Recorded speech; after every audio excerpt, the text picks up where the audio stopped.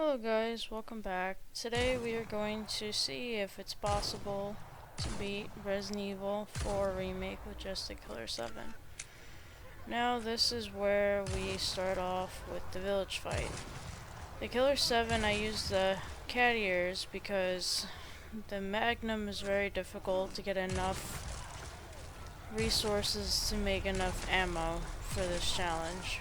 So I did use the cat ears. I will be attempting this challenge on hardcore difficulty. I really don't like professional in this game at all.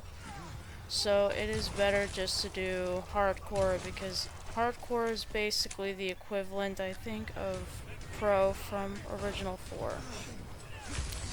The rules of this challenge are I can only use the Killer 7, hand grenades, and I do have the infinite rocket launcher. It's only for a few bosses and for the skips, like the skip in chapter 11 and the skip in chapter 14.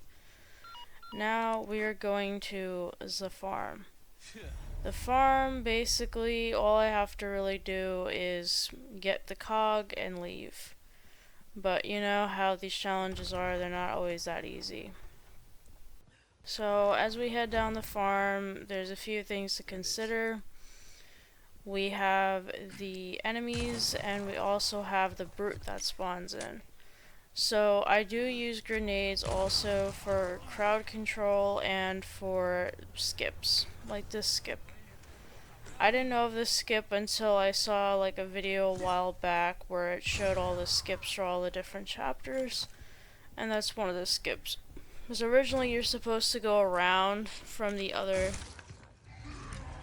side and drop down from the ladder. But here it's a lot easier because you just skip all of the backtracking.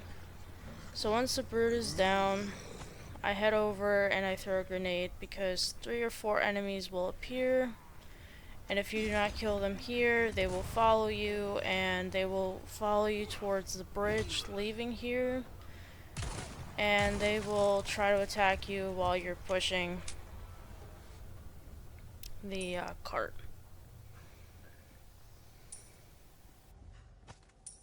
Now I grab some goodies, and then I head back over to the area that I was just in to go up the ladder.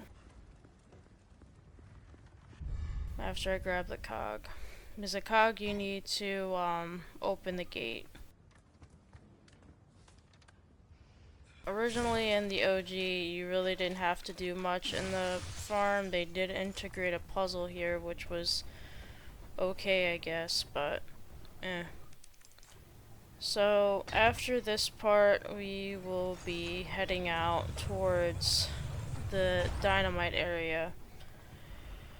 The dynamite area in this game is a little bit more annoying than the original as always, but at least with the dynamite in this game, you don't have to necessarily blow up the tripwire. You can just cut the tripwire and leave the dynamite pack there if you want to use it later. But, I didn't know this, that the other side where that's opposite from the area that the Ganado detonate. I didn't know about that until a friend played this game and I was watching them play through the PlayStation share screen. So I didn't know about that little path area. So now I use that instead of seeing Leon backflip. This challenge was pretty easy, but some areas were quite difficult because of the limited amount of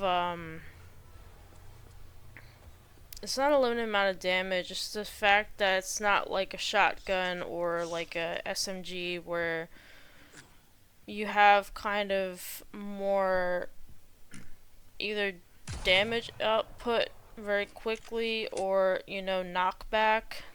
The Killer 7 does a lot of damage, but you have to like shoot They keep coming. one at a time. and you have to like wait a few minutes. Next. Well, it's not as bad as the hand cannon. The hand cannon has more recoil than the Killer 7 does. That's why I didn't use the hand cannon. And also the hand cannon is more cheap than the Killer 7 because the hand cannon shoots like one shots everything. This one really doesn't. It only one shots like regular Ganado. Much later you will see that like the regenerators take a year and a day to die with the Killer 7. So does Brutes. So it's fast, but at the same time it's not a guaranteed one shot, even like with the Garderoids later. But we finished chapter 1. And then soon enough, chapter 2 isn't going to be as easy as this chapter. I think chapter 2 with both versions are both difficult in their own ways, but I think this one is a lot harder than the original because at least with the original you could cheese shooting the enemies with the rifle. You can do it in this game, but you can't kill as many enemies as you could in the original. So we start off with chapter 2 without having our gear. You are also allowed to use a knife in this version because some chapters are not possible without the knife, like this part. You have to use a knife to get through, and also Krauser in chapter 11 you need a knife to fight him. And also I do keep the knife for like parries and other things, but I really didn't use the knife like I normally use it. I just used it for specific parts. And I always joke around with this one. It's either I either get hit with this guy or I just bully him for like a few seconds and he dies. So it's like a 50-50 with these challenges. I either have a painless time with Broski or I don't. Now, I always joke around that this part could be incredibly easy or it's just trolling on the game's part if the enemies decide to turn around when it's time for you to leap over the rubble. Now with the doors in this game, if you are on a higher difficulty, the doors close a lot faster. The one in chapter 15 is a pain. It closes way too fast, and they barely just give you enough time to get out of the area with the jellos, or in this case, the jellers. So, also, as this challenge goes on, the Killer 7 does its job, but it kind of gets annoying after a while, popping shots at enemies and like just running. I so badly missed my SMGs and my shotguns. I really did. As I was getting through this challenge, I was like, I miss my Pules. There's a charm of one-shotting everything gets old very quickly as it goes on, but it was still fun compared to like my other harder challenges. And also this video is a little old, but I figured making a fully fledged video because originally I only did what is it called? A highlight reveal of this game. Made this video like stream, so I figured why not show the full shebang. And I did encounter some weird stuff in this chapter specifically. Like I would get grabbed and it would explode and everything else. Because the enemies on higher difficulties are more aggressive.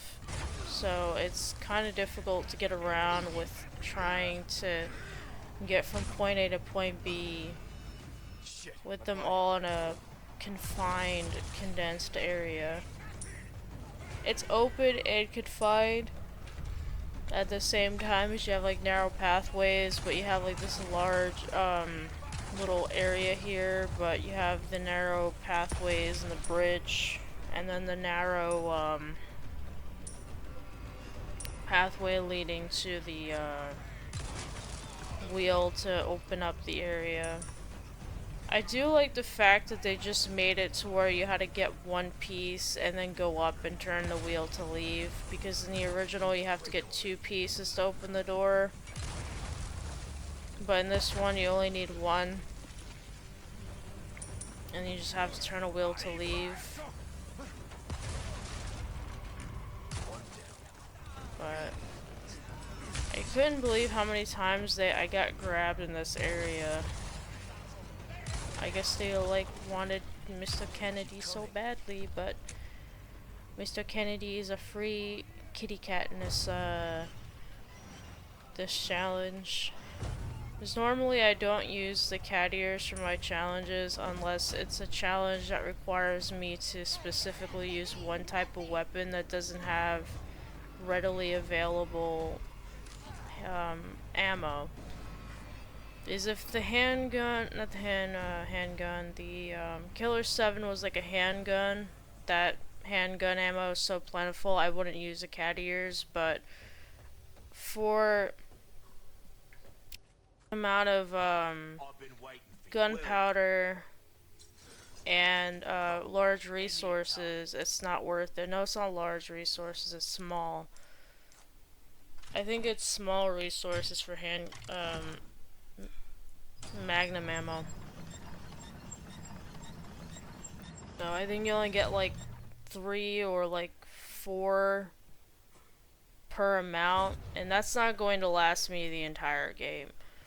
People might say this is cheating, but it's not necessarily cheating if I'm using a gun that I'm not technically supposed to have until much later in the game. So I have to have some way of having ammo, so this is really the only way to do it. Without replaying the game multiple times, have enough magnum ammo to last for the game. Now this part, we're almost towards the end of chapter 2. Towards the end with the Salvador is not too bad. Just pew Mr. Salvador until he dies, and then pew pew his other little friends, and then we'll go into Mendy Tendy's house.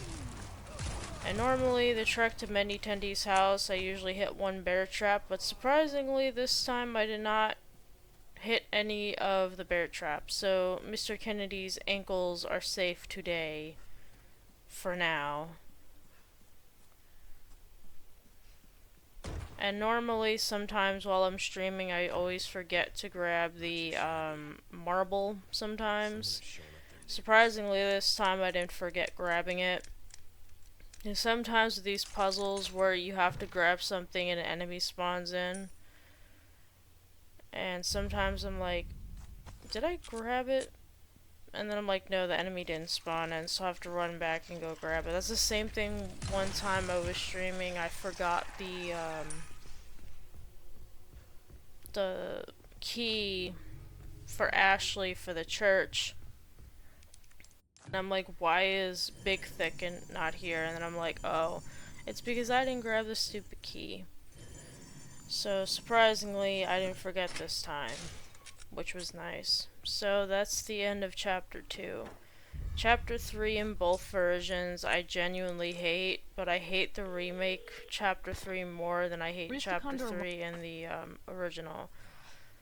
The key reason why I do not like the remake's version of 3 is the fact how they did Lagos fight. The other reason why I refuse to play this game on professional for challenges is because of Lagos fight, because the remake with Lago, if you play the remake version on professional, he heals while he's underwater. And he takes much longer to kill on professional, and also the other reason why is because at least 2 good hits on pro with the boat and you're dead. and he takes way too many hits to die on professional. One time, I don't remember how long it took me to kill him, but I refuse. So that's why I refuse to do challenge on professional. Besides it being unbalanced, it's also because of how ridiculous Lagos fight is on pro, so that's why I don't do pro. At least with hardcore, it's still difficult, but at the same time, it's a little bit more balanced than professional is in this game. And I have no idea how sometimes if you hit this, the Ganado behind the door dies. I don't know how it's possible, but it happens, I guess. And this one Ganado, for some odd reason, always grabs me, so I decided to shoot him through the window. Like, not today, bro, not today. And now let's head out towards the church.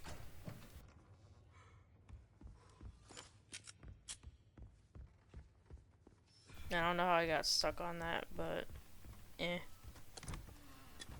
Also, I'm glad that both challenges for no healing and pacifist are almost done.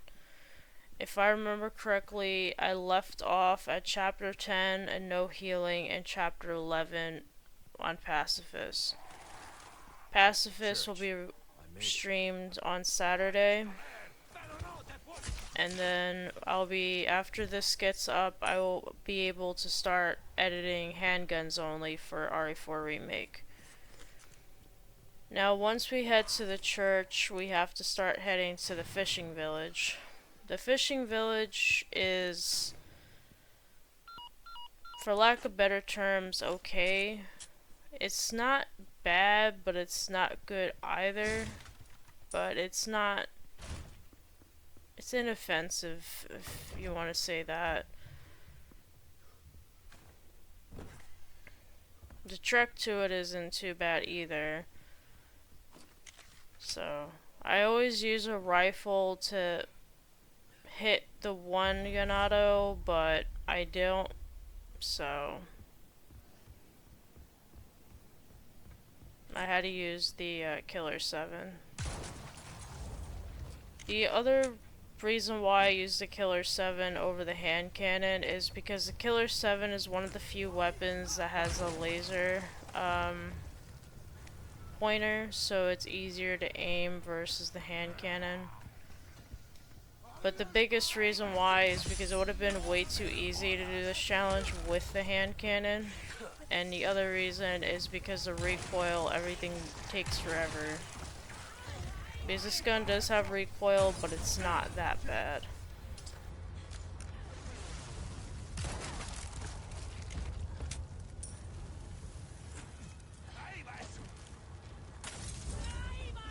And I don't know how it's possible that the thing got hit like that. I've never had an enemy throw that high.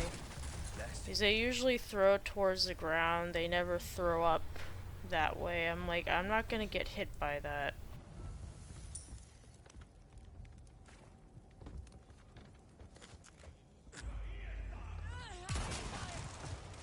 But as I was playing this challenge, some enemies were a lot more difficult to deal with the hand, not the hand cannon, the Killer 7 versus, like any other weapons.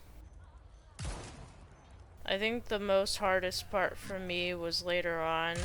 I'm not saying specifically what chapter, but one chapter specifically was very difficult with this gun. And then also the dogs, when I was playing pacifist, oh boy, they were a nightmare to deal with.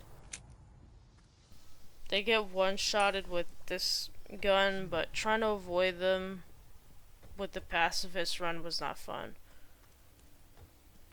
Sometimes when I go down here, when I open the door, the cave wasn't loaded in like it is. I have something I'll come back anytime.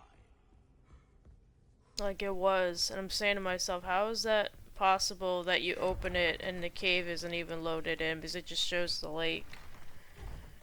I think it's because sometimes with the PS4 version it kind of lags loading in things because the game is really pushing the PS4. The reason why I don't play the PS5 version is I didn't unlock everything on the PS5 version, and I'm not really up to unlocking the cat ears again, so that's why I used the PS4 version, because I unlocked everything. Shit. God damn The it. only unlockable I didn't get was the RPD outfit, because I suck at mercenaries. Now back to this, the fishing village, I normally go to the lower half and just shoot the ganado and then get to the gas canister. I don't go the other way normally because I would have to shoot the,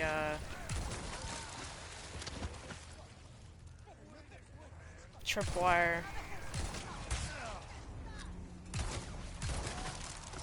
You have to shoot the tripwire in this part too, but you're able to kill more of the ganados this way because they'll follow you from the back and try to attack you, and then you'll wind up walking into the tripwire. It's just safer to do it the other way. We're about almost halfway done with chapter 3. All I have to necessarily do is get the gas canister and head back to the boat and fight Lago, and that's it. This is what I'm talking And about. fighting Lago is easier said than done.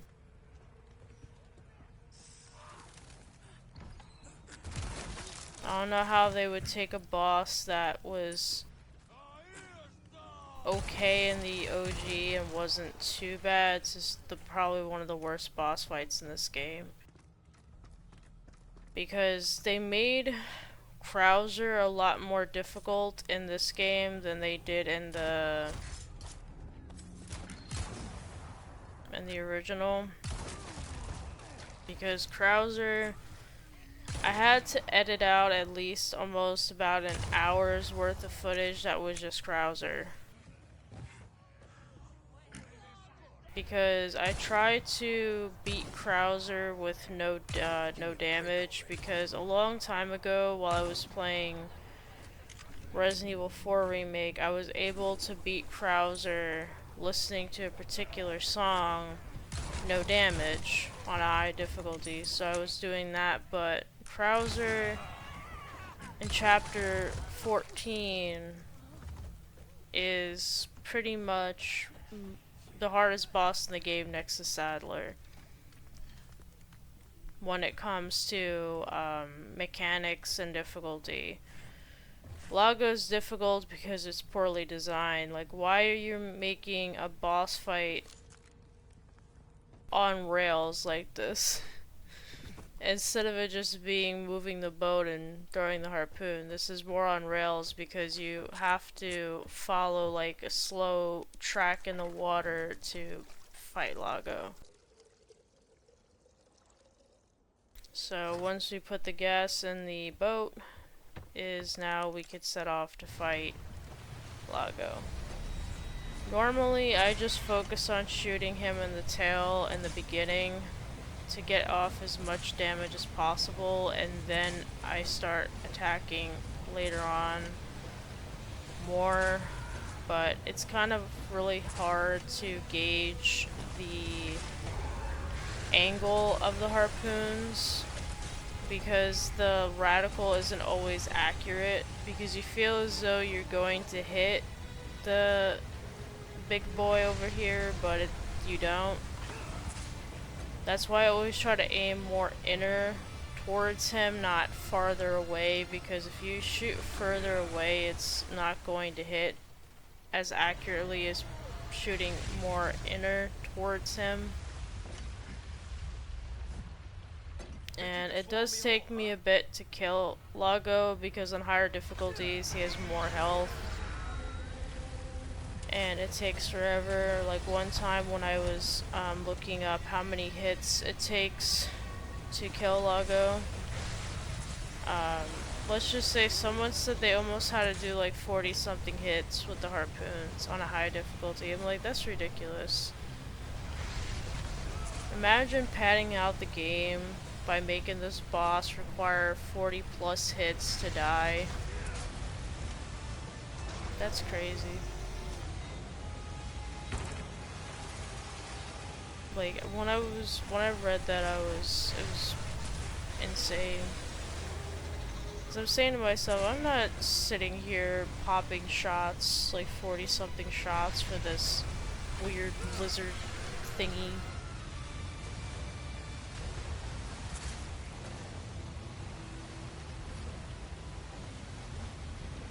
The other thing that I genuinely hate about this boss is when he starts jumping out of the water, it like flings the boat everywhere and it's a higher chance for you to get hit by the tree debris than anything else.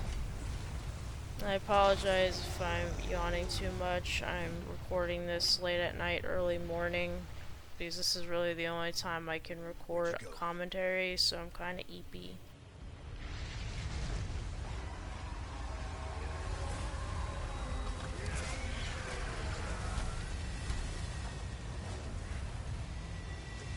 Because once he starts jumping out of the water like that, is where the boss fight starts to get a little bit more tedious than it is normally. Because once he starts flinging himself out of the water, it's really hard to keep the boat steady. I know that's the whole point of the boss fight, is to get progressively harder, but not to the point where you really have no control of where the boat goes, because even when you're trying to keep it steady, he'll just throw it in the opposite direction.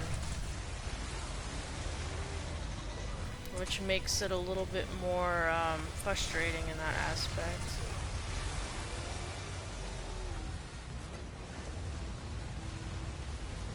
And yes, I made a mistake doing that, but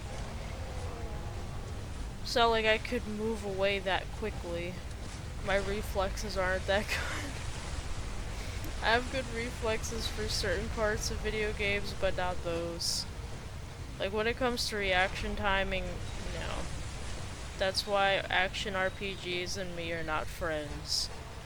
As I started trying to get back into them again, and let's just say I'm not doing too great at it.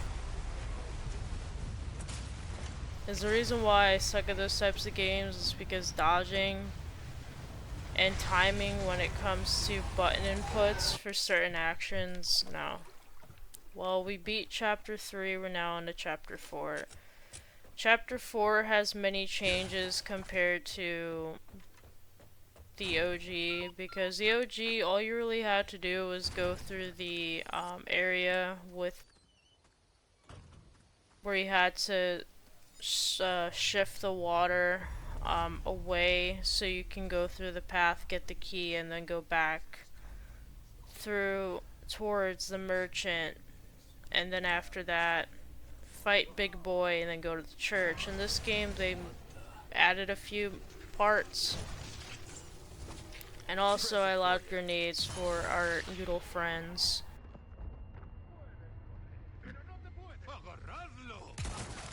I just call them spaghetti noodles, but they added more parts. You have to get 2 heads to get the key. These statue heads. I always go for the one that's furthest away first because there's no enemies. And the one that's closer, I wait until after I get the other piece to get the other one, and I just go and get the key. Some kind of shrine. It's the lake. And I do like the fact that they added more to this area, because the lake in the original 4, there wasn't really much there. All there was the merchant. And if you go back where you originally were, the dogs would spawn in. So it's nice that they actually gave you more to do in this chapter. Because chapter 4, in my opinion, in the OG was probably one of the more shorter chapters, so at least there's more to do in this one. And also, it's has more substance in it than the original. And since I've done these challenges and play this game so many times, I don't need a guide for these puzzles anymore. They're just second nature to me now. So I got the easy one, now we're going to get the slightly harder, more difficult one. The reason why it is because there's a lot of enemies and it's in a confined, narrow area. So, which sucks, but what can you do? You have our little Ganado buddies who like to beat up Leon on higher difficulties. His lower difficulties, they particularly mostly just leave you alone, they just stand there for a while. Pro, they run at you like you owe them money. It's kind of funny, especially in the village fight, they all just come running over to you. Like if it was the rage zombies.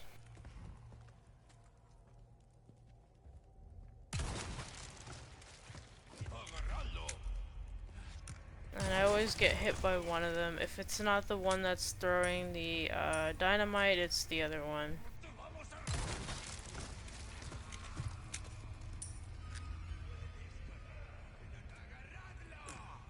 Because once we get the other head, we'll be able to leave and fight Big Thick. And I don't know how I missed that many times, but I did. So I wait for the fire to go down, because if you go through the fire, you can, but you take damage slowly, so it's not worth doing that. So we're about leading up to getting the next piece. Well, the next head, technically, statue head. I don't know why I said piece. I'm probably thinking of something else.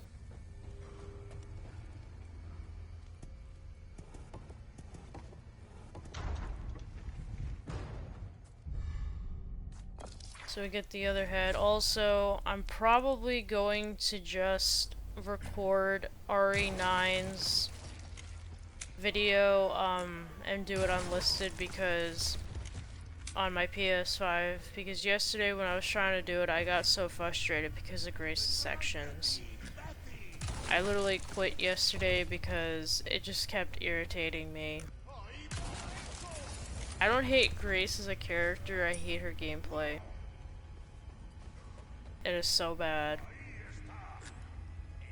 I know a lot of people say, oh, it's classic Resident Evil. No, it's not.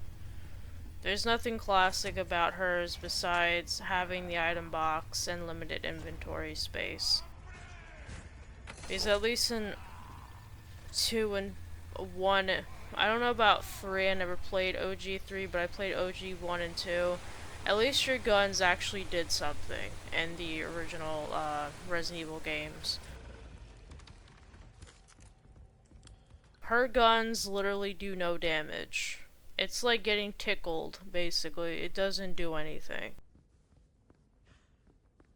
That's why I stopped abruptly on Friday, because I couldn't deal with it anymore.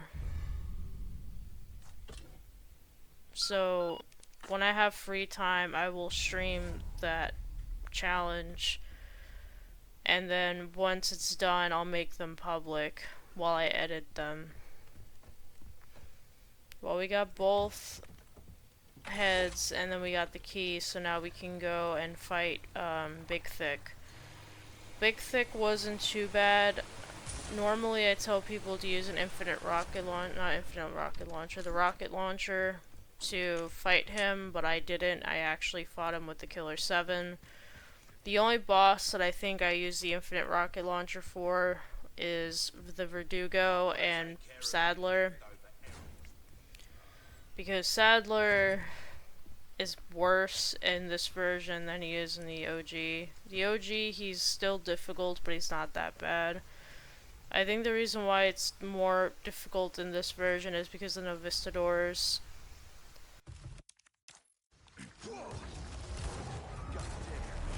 Yes, he is a big boy. That's why I call him Big Thick.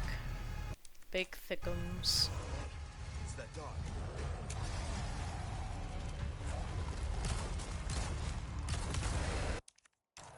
He was that easy. God damn. It's almost a pancake. So I just go and I grab, I think, Okay. the red Let's herb get to and then that I trench. leave. Because everything else I can't use anyway, so it's not worth it.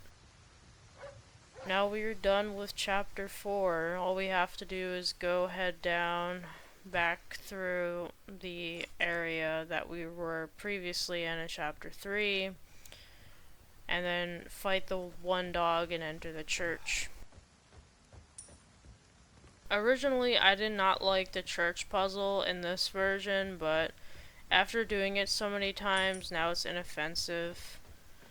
But when I first played this game, my very first playthrough, I didn't understand the puzzle until one of my friends told me about how to do it, and then after that it made it a little bit easier to understand what you were supposed to do. Because in the OG, you only have to turn the dials a certain amount of times and then combine them together. Ashley does not make this challenge any easier or any more difficult. As I always tell people, I always keep her armored because I want to focus on Leon's condition than hers, because when you remove her armor I'm here to help. on certain challenges, it makes it way harder and more annoying than it actually needs to be. Because how I've been getting through Pacifist is kind of cheesing Ashley's armor and running away. But if I removed her armor and ran away, if she gets picked up, she's gone. And I can't kill enemies, so unless they fit a certain criteria, and that's it. So some challenges would have been much harder if I didn't have her armored. And also, she isn't as bad as the OG Ashley, so... Well, this puzzle's complete. Now let's go get Ashley. And we'll end chapter 5 and head into the last chapter of the village, which is chapter 6. Which is the chapter where we get to see her home slice, Mendy Tendy. And you can't cheese Mendy Tendy like you can in the original. The OG, you actually have to, this version, you actually have to fight him mano a mano. Which is kinda but that's besides the point. Because in OG4, y'all know I use the, what I like to call the grilled Mendy Tendy strat. Which I found on, a GameFAQs thread. Because when I very first played Resident Evil 4, like my very first playthrough, I struggled fighting Mendez and I was trying to find a way to beat him, and I found out that incendiary grenades are kill him very quickly, and then I beat him that way, and I've been doing that ever since. But of course, RE4 Remake removed incendiaries, so I have to kill him the old-fashioned way. So, there is no wagon to shoot in this version, you have to kill them normally. So I do use a grenade in that spot there, and just pop off some shots on them so I can get from point A to point B.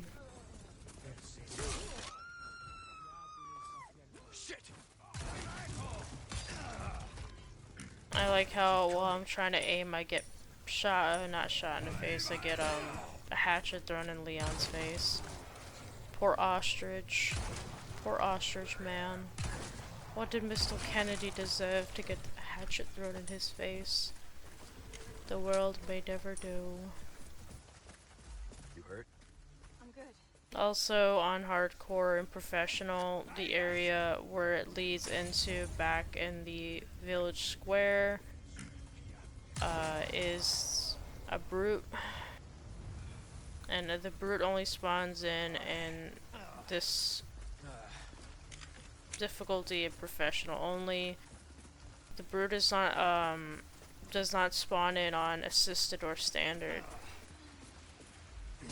I guess because they wanted to make it a little bit more challenging for players, so they introduced that. Hey, can we take a break? Sorry, we need to keep moving. Got it. Yep, Leon's like, nope, Ashley, you don't get the break. You got to run. Megan was right about the weather. You got to get the exercise.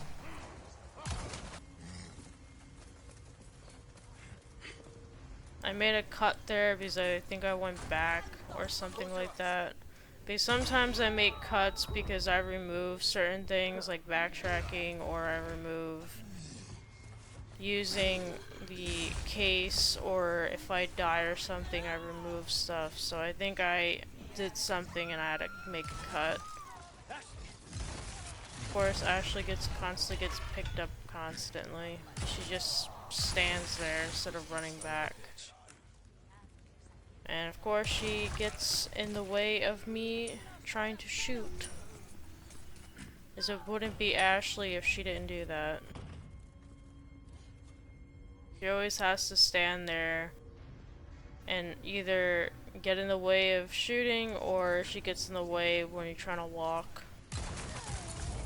So we head back to the shotgun house, and we make our way back to the farm because now we have to do the cabin section. And they nerfed Luis so badly because in OG4, Luis did so much damage to enemies and was more competent his AI. This game, they nerfed his AI so bad. Half of the time he just stands there and complains if there's like just one enemy around where he is, and he barely helps you.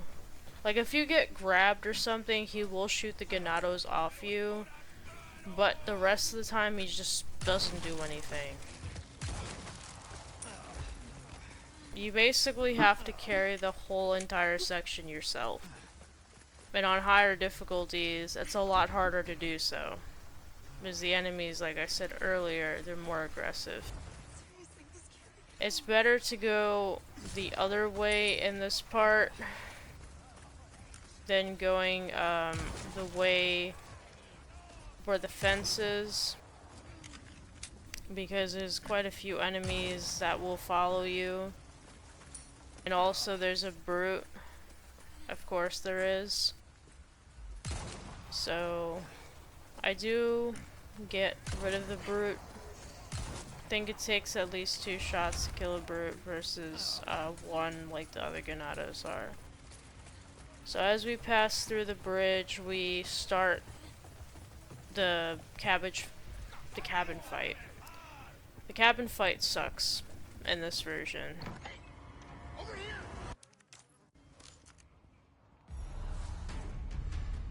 Because originally you could board up the windows by using the cabinets, but they removed that from you. And you have to kill enough enemies for them to drop the boards to block the window.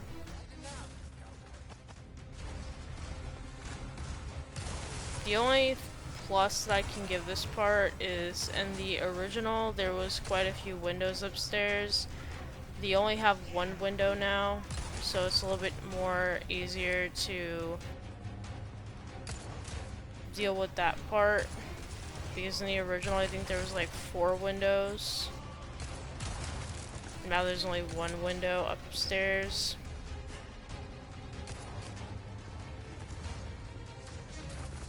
And it takes a while to get them to drop the boards.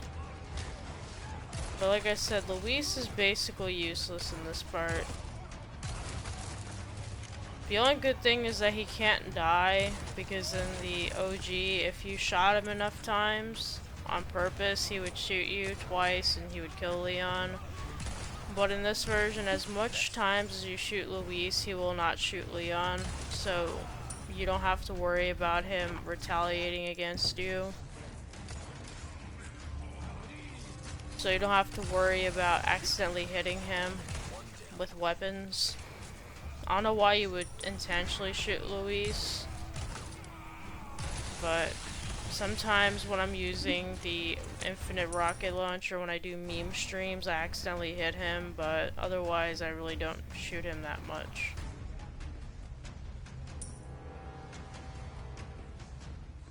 And since I'm killing so many enemies before they enter in the house, it's gonna take a while to get the boards for the windows, because you basically have to either kill off the timer with killing the enemies, or by blocking both windows initiates phase 2 of this, where you can go upstairs. Well, you can go upstairs regardless, but they won't start going coming from upstairs until phase 2.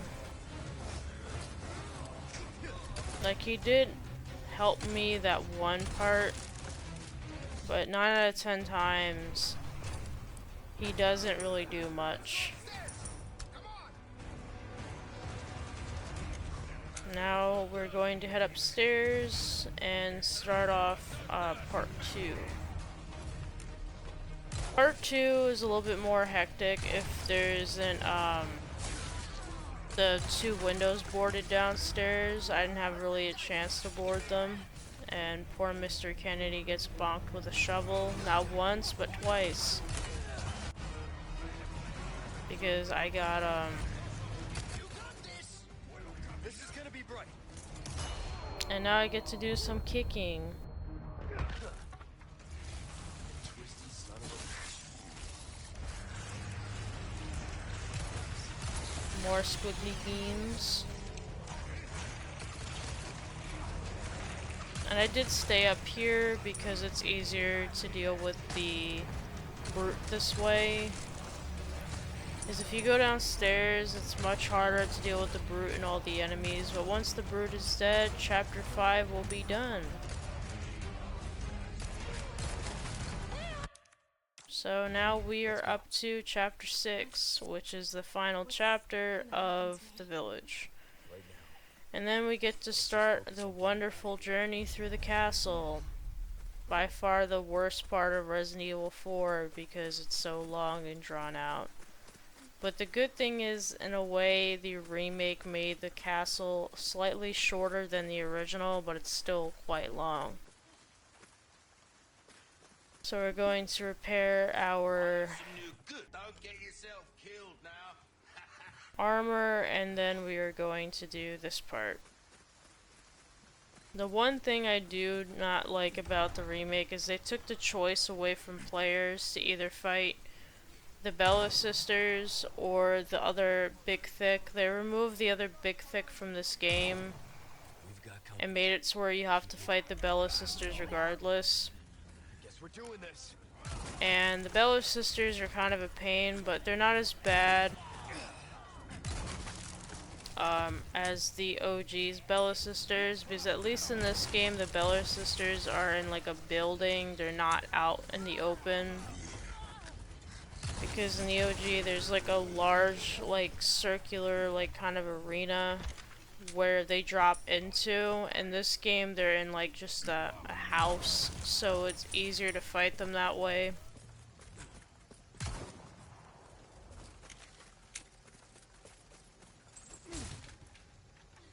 And I only fought the Bella sisters like I think once or twice in the OG 4 off screen. I didn't stream those, so this was before I even started streaming. And I'm never probably ever gonna do the Bella sisters again in the OG 4 because it's not fun. I'd rather just pop a few shots on Big Thick and call it a day. Now as we head towards this area, there's a few enemies, but they're not too bad. And then we get to fight the Bella sisters to get the hand crank to open the gate.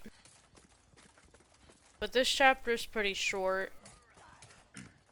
It's one of the shorter chapters in of the village,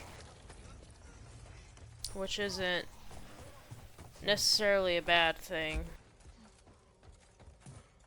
But I always do leave Ashley upstairs in the locker because it's easier. Because if you have her tag along with you, it's going to be very difficult to manage her getting picked up constantly and dealing with the Bella sisters because they can one-shot you like Salvador. What I normally do is I throw a flash grenade and throw 2 grenades down to damage them a little bit.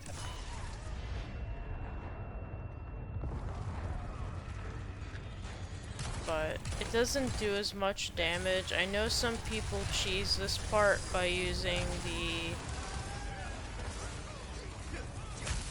bolt thrower, but I hate the bolt thrower. It's probably the worst weapon in this game next to the Red 9. I know most people will be like, oh, the Red 9's good. The Red 9 is decent in the original, but the remake, they nerfed it to the point where it's basically useless. Besides its damage output, everything else is dog water, so nope. After these enemies are dead, we'll be able to leave the area to run away from Mendy Tendy.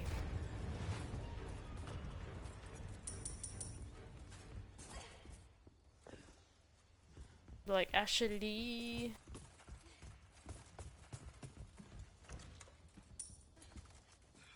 I did cut this part out because I accidentally went around in circles because I kind of forgot where the hand crank area was, and I didn't want to keep that in there to save on time. I guess. You did well back there. Seems this isn't your first. I think the reason why they made this part, the part with Mendez running away from Mendez, because they cut out the part with the truck.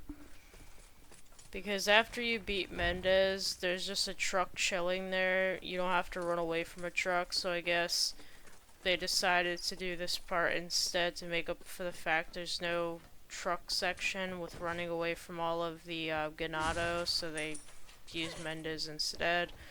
Which I don't blame them, because Mendy Tendy, you know, would make sense to run away from him because he wants Ashley. So this part kind of makes sense in the remake. Hurry! So I'm not mad that they made this part, because it's not really that inoffensive. The enemies die in one hit regardless. And as long as you shoot the barrel at this point and dodge the enemies, it's pretty inoffensive for what it is. And then we get to fight Mr. Mendy Tendy.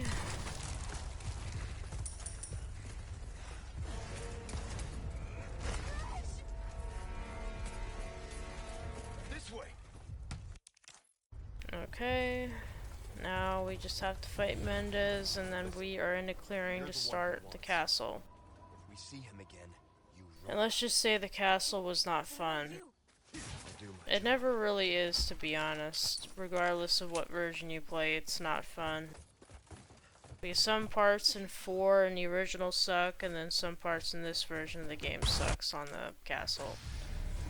So back to Mendy Tendy, you just have to pop a few shots at him with the Killer 7, and then phase 2 starts, and then pop a few more shots on Mendy, and then we're done.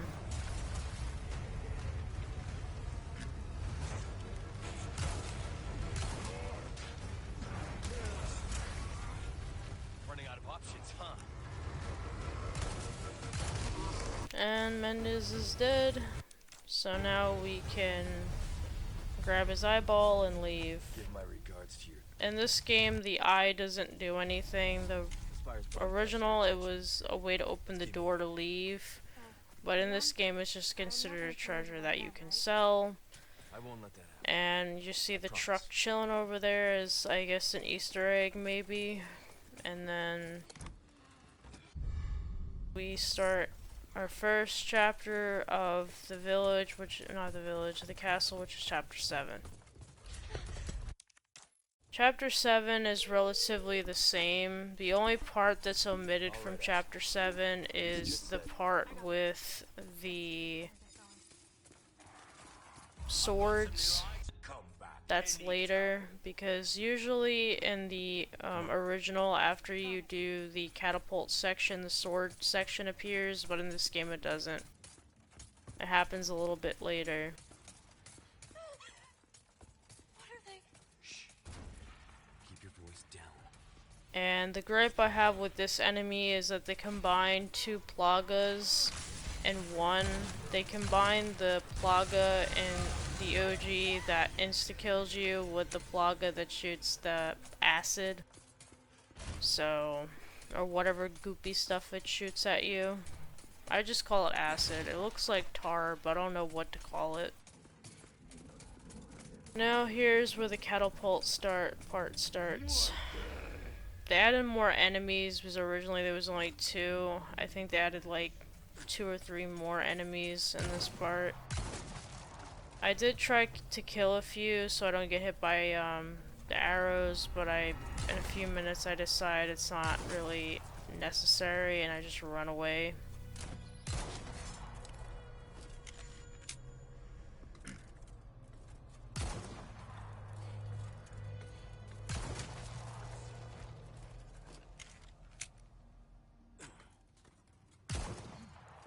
Yeah, at this point I was like, screw it, let's just get it done. I did find this skip so you don't have to jump down, you just shoot it through the bars. The little ball thing that's keeping it down there. So all you would have to do is just run normally up to where the cannon spawns in and just already shoot everything.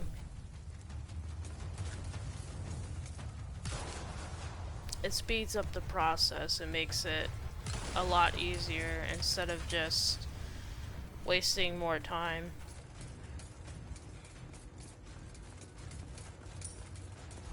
I guess this is their idea of a warm welcome. They relatively kept all of the catapults where they normally are in the OG.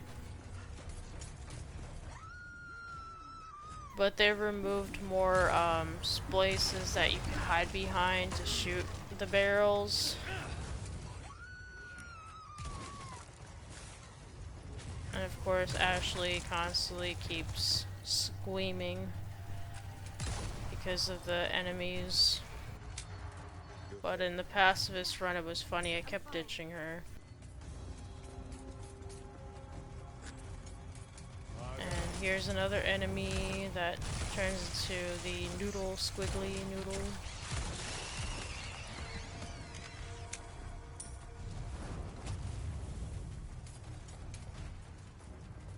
And since we did the skip with shooting the ball thing, we can just pop shots with the cannon early.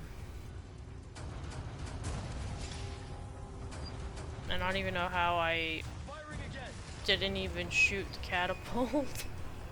I guess it missed. It was like, nope.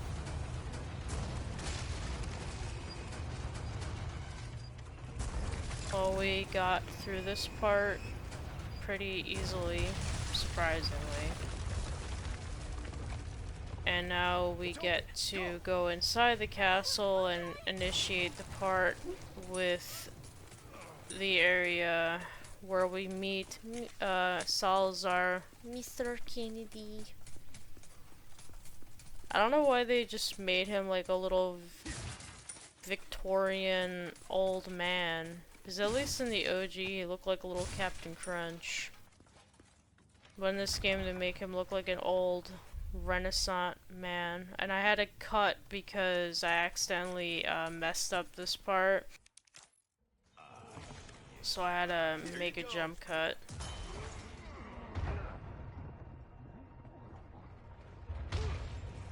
So we get to do more kicking. As we always love to do the kicking with Mr. Leon Kennedy.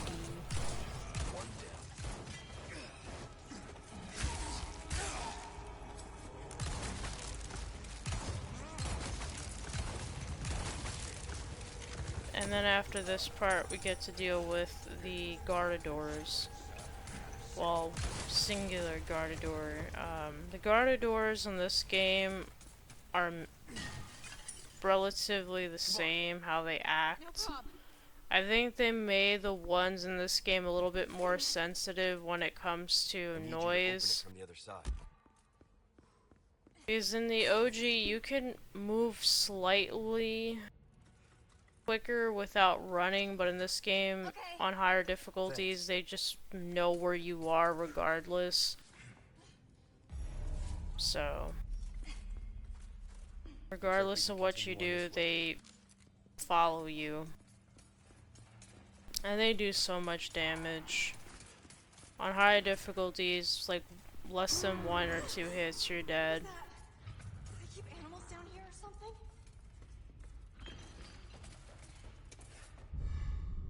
And I think I'm able to defeat the Gardeador very quickly before it even gets a chance to leave this little spot.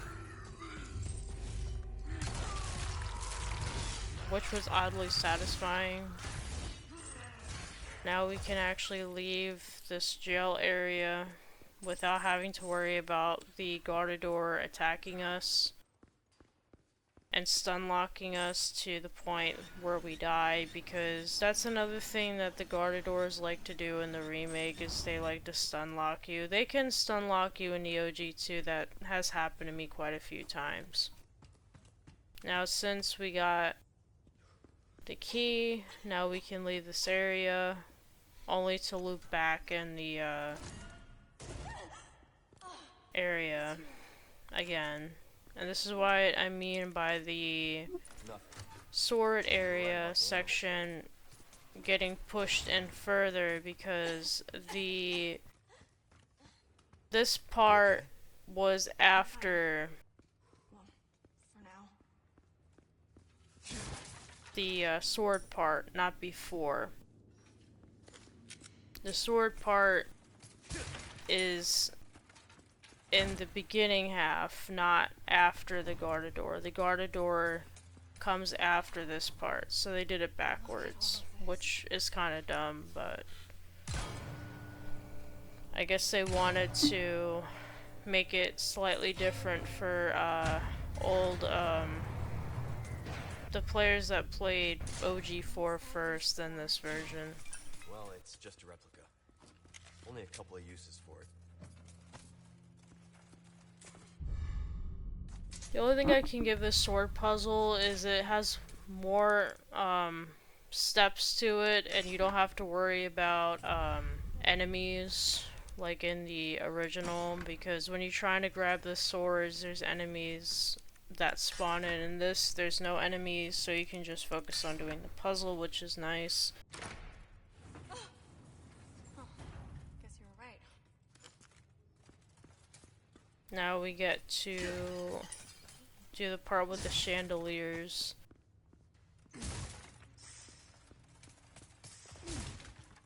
One time, a while back, while I was playing this part, the game crashed when I went across this chandelier. For some odd reason, it happened. I don't know how it happened, it just did.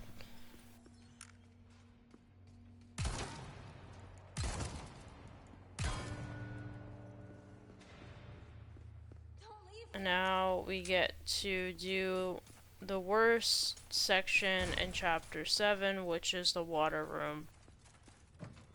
The water room in both versions suck. The only good thing about this water room is it's not as bad when it comes to the amount of enemies that spawn in, because in the OG it's a lot harder to deal with them, but you can hide in the lower room, but they removed that in this version. So both versions have their positives and negatives when it comes to the water room, but the water room sucks regardless. The entertainment.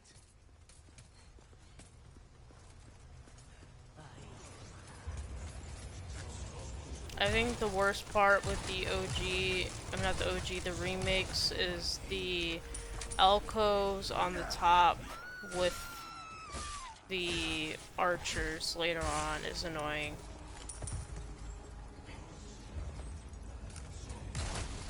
Keep coming. Them and the shield enemies make this part tedious.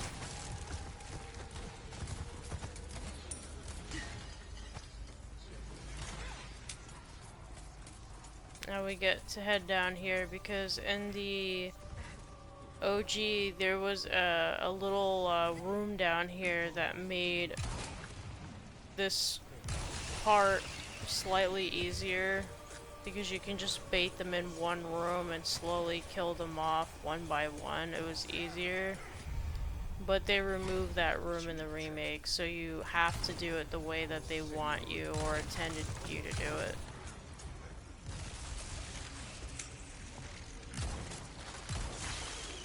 And we got another Laga enemy, which sucks. Next. The only good thing is they die pretty quick with the Killer 7 like everything else, so it's not that bad considering. You're serious. And we got the Noodle Plaga. It's a noodle. And one time I remember when I was streaming, Leon got cracked right in the head with the arrow, but I think the most funniest interaction with that was probably a video I saw a while back where somebody was playing this part and Leon got an arrow in his butt. That was pretty funny. He got shot right in the booty. Leon, watch out! And this part is the part that I was talking about a few seconds ago or a few minutes ago, was the part with the archers. Because they added more, because I think in the original there was only 2 archers and that was it. They added more to make it a little bit harder, I guess. Ashley.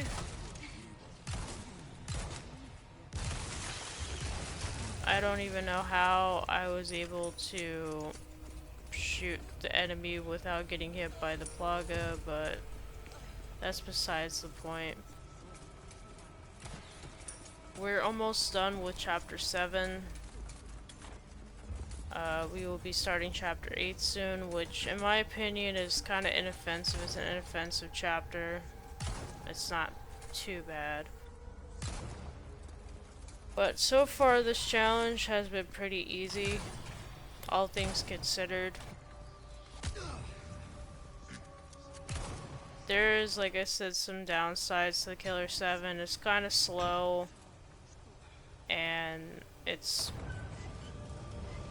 not everything dies in one hit, and it doesn't have like that far of range when it comes to how far you can shoot the gun from far away.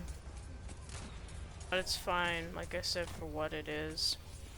Now, this part did change slightly.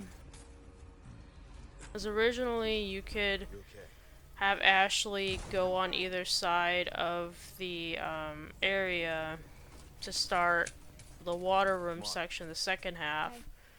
But in this version, they block off one area, so you have to do the area that they want you to do. Yeah, I got this.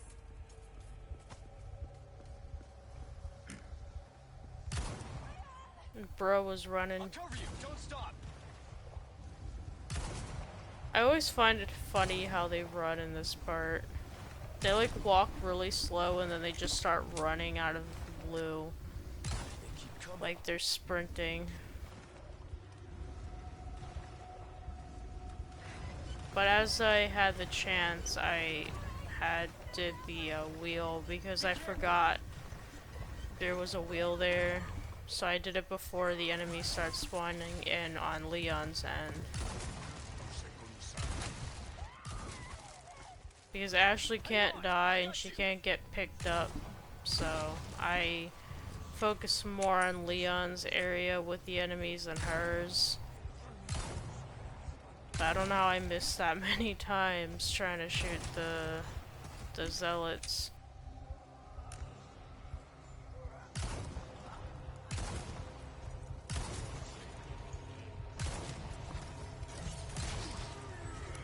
But there's so many of them though, the zealots, compared normally.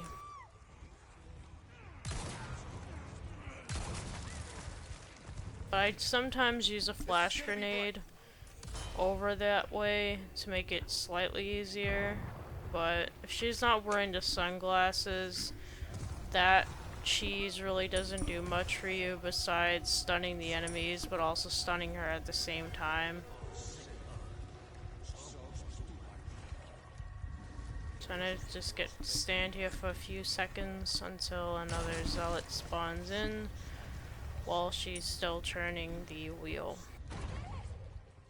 Okay, get back here. On me. Okay.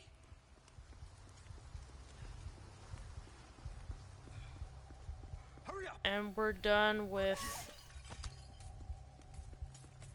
chapter 7. Now we get to do chapter 8. Oh goody. The only aspect of chapter 8 that sucks is the first starting part of chapter 8, which is the part with the red zealot. The red zealots in this game suck Come on. because they can turn enemies into Plowgood enemies. So that's what sucks about chapter 8.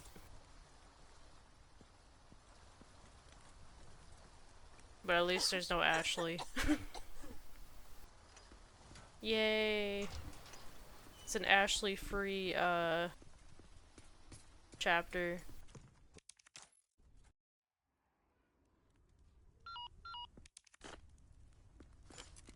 So, with chapter 8, the only parts that suck in chapter 8 is the part with the red zealot and then the part towards the end.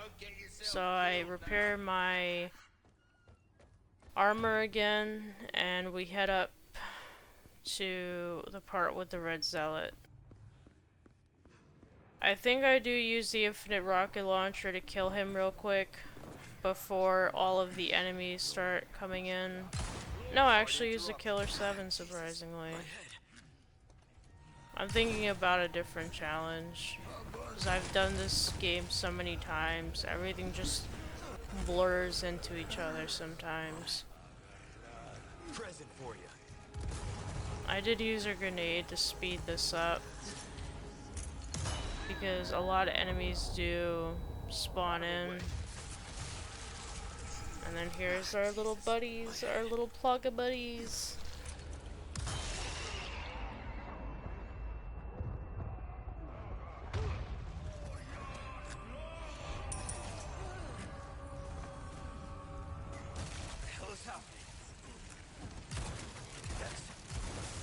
And the other reason why I don't like the red zealots is because it does affect Leon as well. Because he'll stop for a few minutes to hold his head, so you're left open to where enemies can grab you and attack you, so it's kind of hard to focus on killing the enemies and dealing with his little headache issues.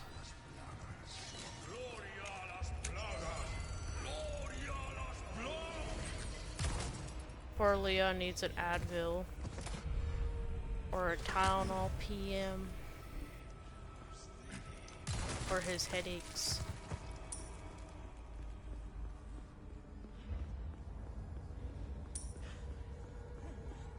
But we are able to get the lantern so we can continue on with the leading to the battlements.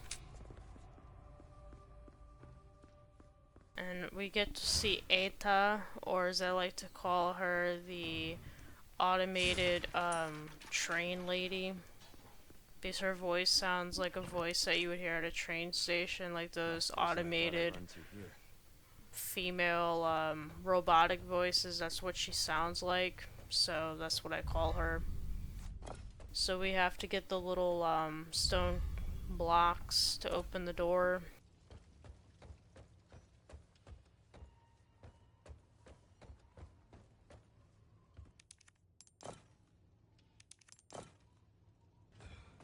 And I do to the point where I find the other one.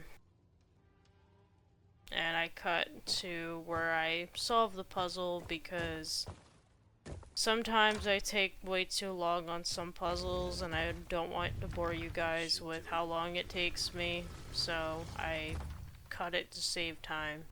Alright. Need to find Ashley. Now we get to see this game's version of the little spooter plagas. They did integrate a new mechanic where the spider plagas attach themselves to the zealots and make them run faster. Christ. One down.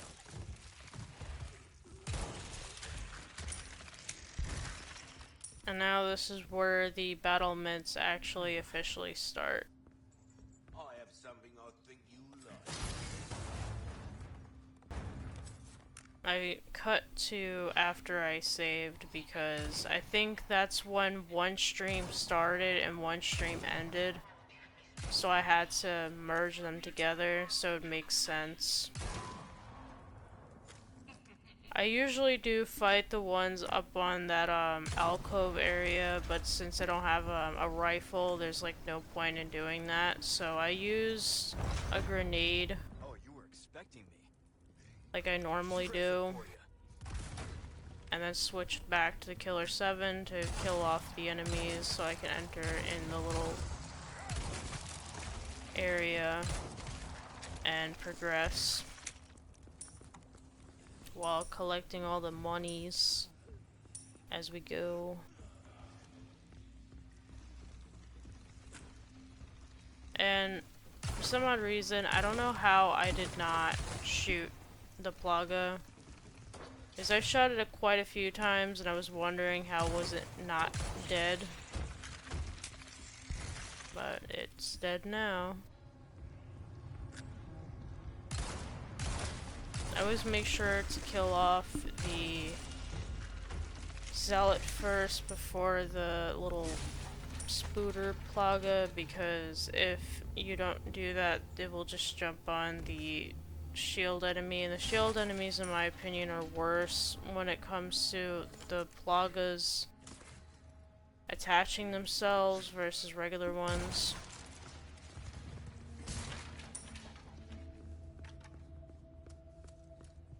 I always forget that you have to walk the other way and not towards where the barrel is.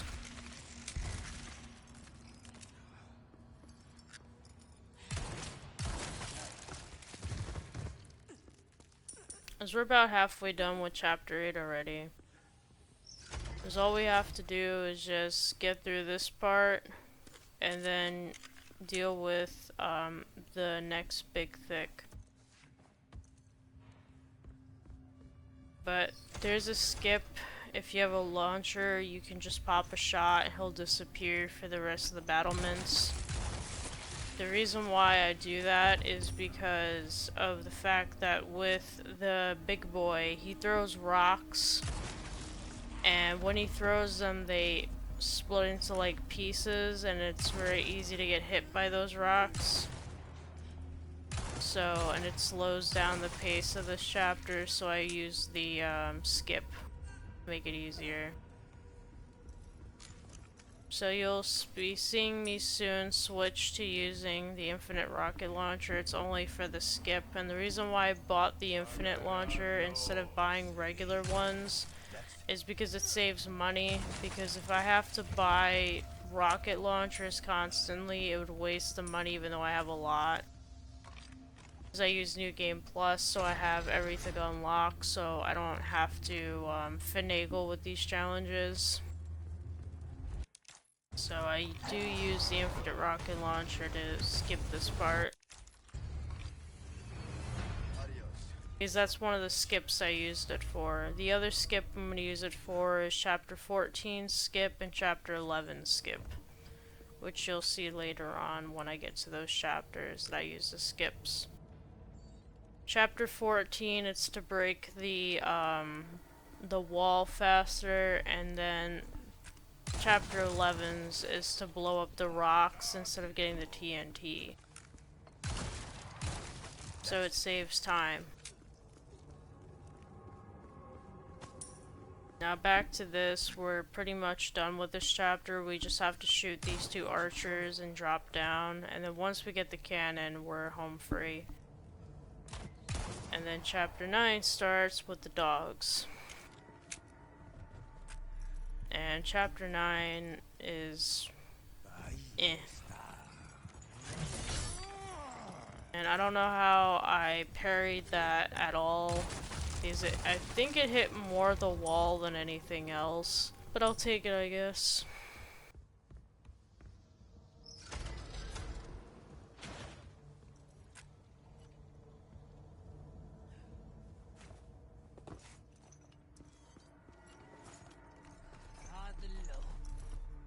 But so far we're doing pretty good in this challenge, believe it or not. Compared to quite a few other challenges I've attempted in the past. Yes.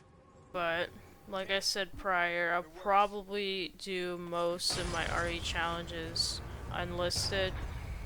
Because Grace's gameplay is just infuriating, and I'm not getting angry and trying to, like, do commentary while I'm struggling to not crash out. I know you guys find it funny when I crash out, but dealing with Grace's really bad gameplay while having restrictions is not fun. And I'm not getting frustrated trying to beat it while doing commentary. So I'll probably do that challenge off screen and then edit it and then upload it for you guys. But I will keep the streams public after I stream them so you guys can watch them. But I'm not doing those public anymore.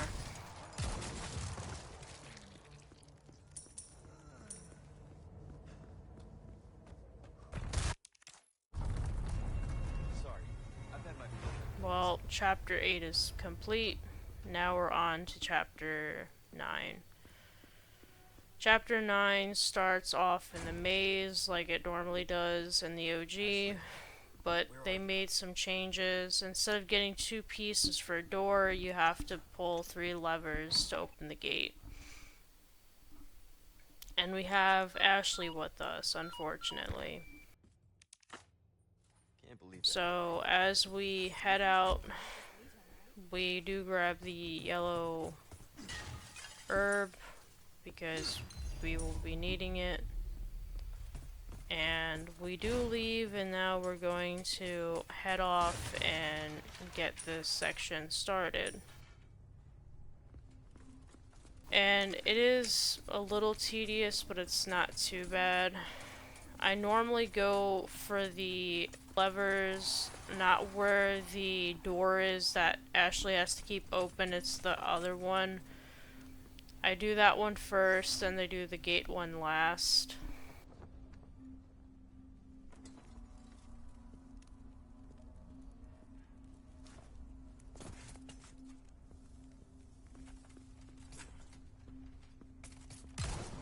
But I kind of went the wrong way, I realized I did, so I had to go back around. Because sometimes with this I do get confused. Because my sense of direction when it comes to mazes in this game is really bad. I don't know what's worse, my reflexes with this game or my sense of direction when it comes to chapter 9. I think they're both tied, to be honest.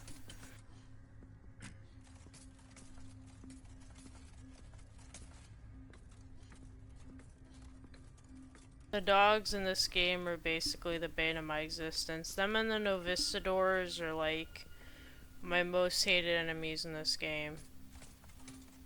I think they're both tied. But the only difference is the dogs, at least they can't fly and they don't pimp slap you.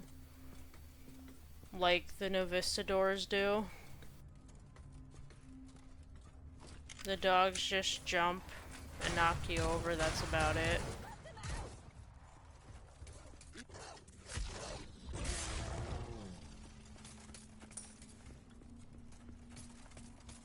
So I think I would rather put up with the dogs than the Novistadors, because the Novistadors in the next chapter are like annoying to the point of I don't know what.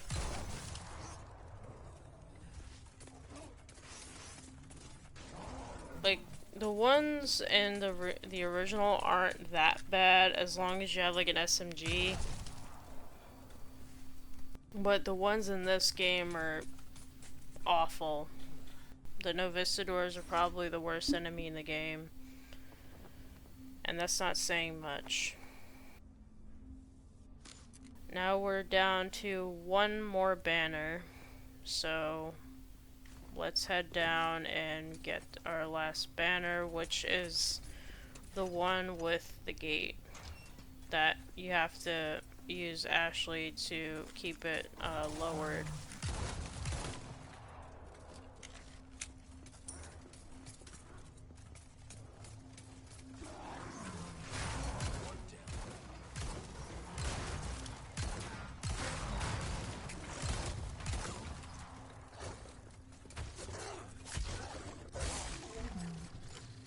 There we go. We're about almost done with the maze. All that's left is just to bring down the last banner and leave. And I apologize if this video is kind of long. I tried my best to remove as much as I could, but I wanted to show the whole challenge in its entirety because I wanted to prove it is possible, because my last video that I did, the pacifist video, was not possible to beat the game in OG4, so I wanted to show that with this challenge, obviously it's possible to beat the game with the Killer 7, because the Killer 7 does so much damage. So I wanted to show the whole challenge in its entirety so you guys get to see how it's like with this challenge, and it's to see it fully and see all of the stuff that I had to do in order to beat it.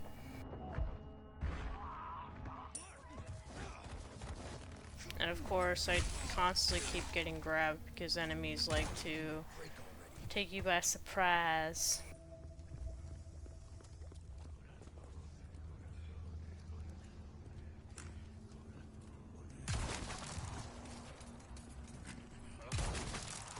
Sorry if I keep yawning, I'm getting sleepy.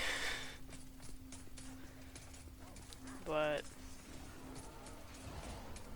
we got the first part of Chapter 9 done. Chapter 9 is basically split up into 3 parts. You have the part with the maze, and you have the part with the 3 heads, and then the part with Ashley. The reason why I cut there was because I had to cut the part with the merchant and also I think saving, so I wanted to save on time. Ashley. But the one thing I was happy they omitted from this game was the cage with the Guardador. I was so happy when that was removed. That part is the bane of my existence, and every challenge I have ever done of OG4, so I was happy seeing it gone in the remake. When I saw that you just had to do a puzzle, I was like, yay! I don't have to deal with the Guardadors. A lot of missions like this? I was so happy. Yeah. But I'm not used to having such good company. So we got the snakehead. I did save the Take it however you want.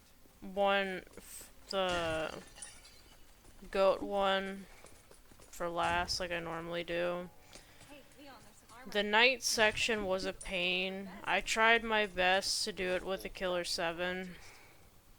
Not too bad. to no avail because of how slow the Killer 7 is when it comes to shooting, so I had to cheese it. Ashley, stay up there. Okay, be careful. Leon, the armor. Come on, you can't be serious. But I still don't understand how it's possible the Plaga inhabits the armor. Because I remember in Ashley's part where you're basically crouching after you get the little insignia that you need to open the gate to get Leon with the key. There's no body in there. The Plaga just integrated itself because you could see like all of the little noodles in the gap where the leg is of the armor, and I'm saying to myself, how is it possible there's not a living host in there? So how did the Plaga even get into the armor in the first place? The world may never know, I guess. But I had to cheese it a little bit by using the blue flames in a way. I normally don't rely on them too much, but I had to because there was really no other way of doing that part with the gun. Burned, are you? No, thanks for your help. So now we get to do Ashley. the last trial, I could say, to get the last head, which is the ram head. I do use a grenade for the skip, which I found online on YouTube, by throwing a grenade before the enemy spawns in to kill it, because the enemy pulls the lever down and you'd have to work your way back up to pull the lever and then get the head, so it's quicker just to do the skip because it saves time, so that's why I did it. Because I don't find these skips cheesing it, because you're not really doing anything like out of bounds or anything, you're just using a weapon or a grenade to bypass the section, which is fine. I don't see anything wrong with it. It's not considered cheating, really. Cheating for me is like putting in cheat codes, mods, using a TAS, tool assisted. People usually use them for speed runs, but sometimes people use them for other things. Like that for me is cheating. So, well, I'll be nearing Ashley's section, which I did cut out for you guys. So after I put the last head in, it will just start chapter 10. The reason why I removed Ashley's section was for two reasons. One, it has nothing to do with this challenge at all, and two, her section is boring and it really has no... It's just a time waster, so that's why I removed it. So, if you see a jump cut, it's because I cut out her part. I wasn't going to keep her part in, because like I said, it has nothing to do with the challenge at all, so it's just a waste of time. So, chapter 9 technically is over. Now we get into what I consider one of the worst chapters in the game, chapter 10.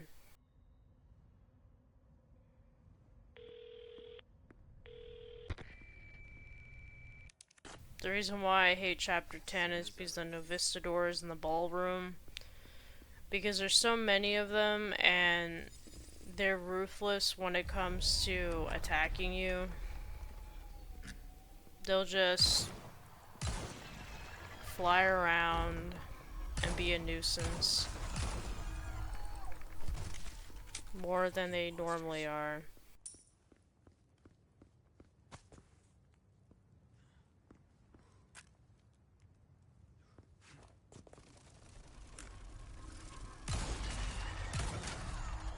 Because I don't even think it's possible. I don't know exactly if anybody was able to get through chapter 10's ballroom without getting hit. because I've never been able to. Even with the infinite rocket launcher, I still got hit, so I don't know how it would be possible to get through that section without getting hit at least once by these things. Is by far, they're one of the most annoying enemies in this game. It's between them dive bombing you, them getting into like a cluster of like 3 or 4 of them attacking at once, and trying to do the bare basics with this section. It's just infuriating trying to get the gates open.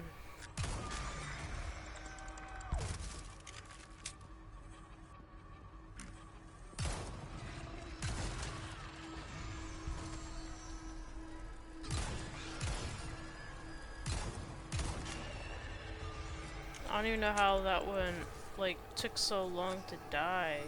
Jeez.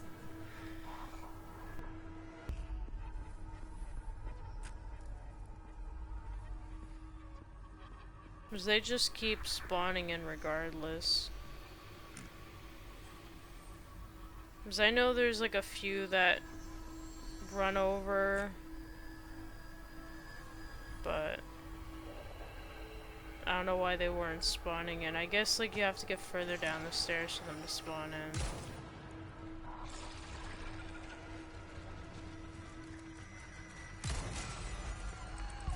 But the one thing I don't understand is where the Novistadors came from. I know they came from the mines, but are they like a plaga, or are they just like a random bug that they found?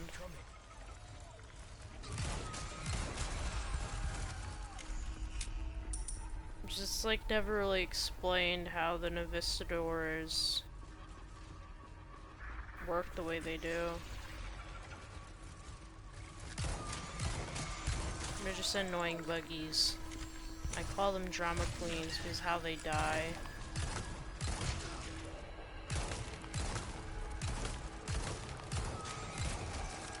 Because they're overly dramatic, especially in the OG where they like basically fall on the floor, writhe, and like reach their little arms out and then they explode. So that's where I came up with the drama queen nickname for them. But we're almost halfway done with this challenge, which is good.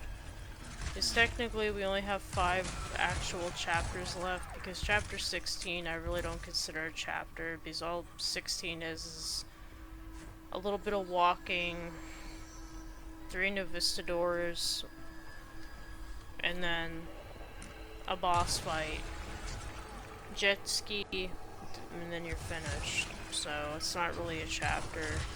I only consider the game having 15 chapters. The last chapter isn't really a chapter. So we got 1 gate down, we have 1 more to go, and then we get to leave.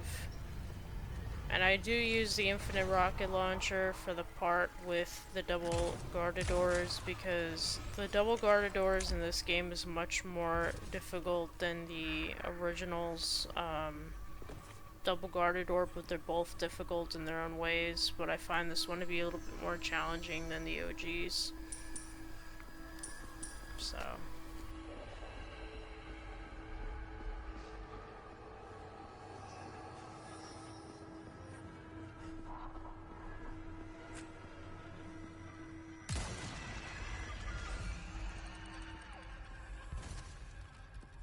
Oh, and also the other thing is that the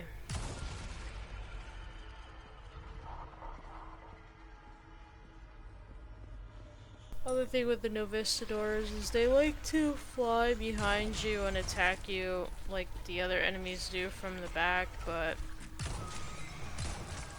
they're more sneaky when it comes to that. The sneaky buggies.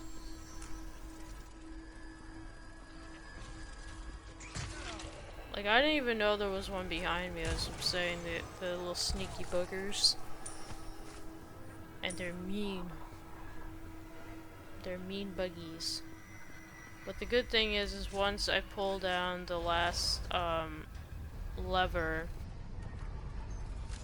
the Novistadors don't follow you through the gate, which is nice. So once you get to the gate and you're home free, and of course I always have to shoot the little thing, and also the reason why I cut there was because it took me forever to aim for the bottom ball thing. So I cut it out because I was running around way too much and it was just filler. So now we're going to deal with both of them with the infinite launcher because I wasn't in a mood to deal with them both normally. So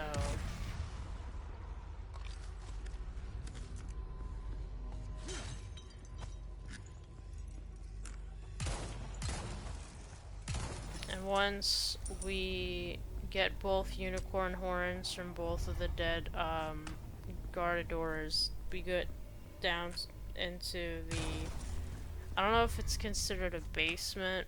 I don't really know what to call it, but then we get to fight the Verdugo. The Verdugo, in my opinion, in this game is a lot better than the OG's Verdugo, because if you don't have something like a maxed out Magnum with enough ammo, or a rocket launcher or something, the Verdugo in the OG takes way too many bullets to die. So he's not a very balanced boss fight in the original. I'm glad they fixed him to an extent in the remake. The only gripe I have is instead of canisters, you have to push a button and hope that the CO2 spray, I mean not the CO2, the liquid nitrogen is able to freeze him in time. But now we have to deal with more Novistadors because why not? The hell? As you know, we all love the dramatic buggies, do we? I don't. I think most people don't. I don't think most people's highlight of their day is dealing with Novistadors in RE4 Remake.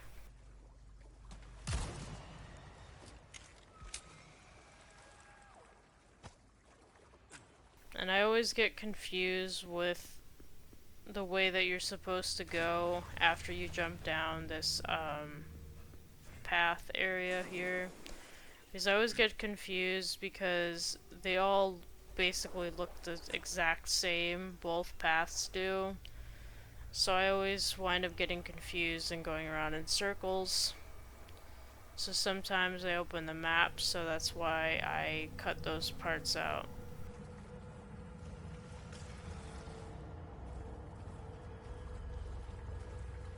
I did take my time walking around because the Novistadors do jump out of the water and do attack you, so I'm trying to make sure I'm able to react to them before they jump and start attacking me.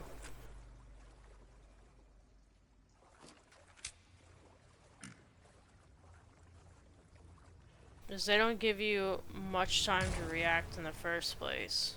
You just have enough time to react to see them in the water before you can even do anything. So now we are about halfway done with chapter 10. All we have to do is get to the part with the Verdugo and then we are home free.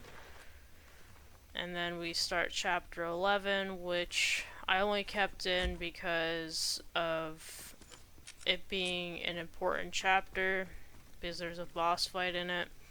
But otherwise I would have cut out chapter 11 because predominantly you're in the mine carts, and the mine carts you have to use Luis's Red 9.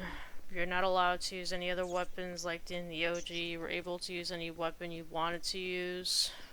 I preferably use the TMP, but other people use other guns. It's open in that way.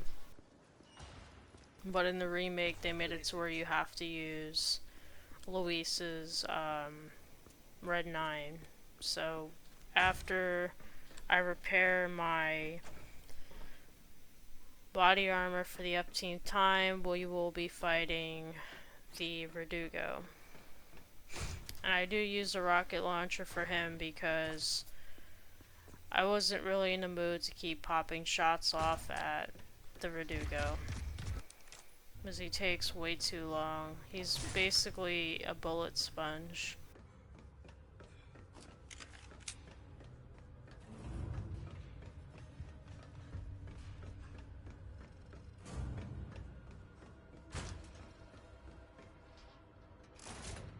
But I'm just glad they fixed him, because this boss fight in the original is pretty much broken. So we get to do an unnecessary backflip, because Leon and his unnecessary backflips is par for a cause, because that's what Leon does, our ostrich. He likes flipping. Likes doing his little backflips.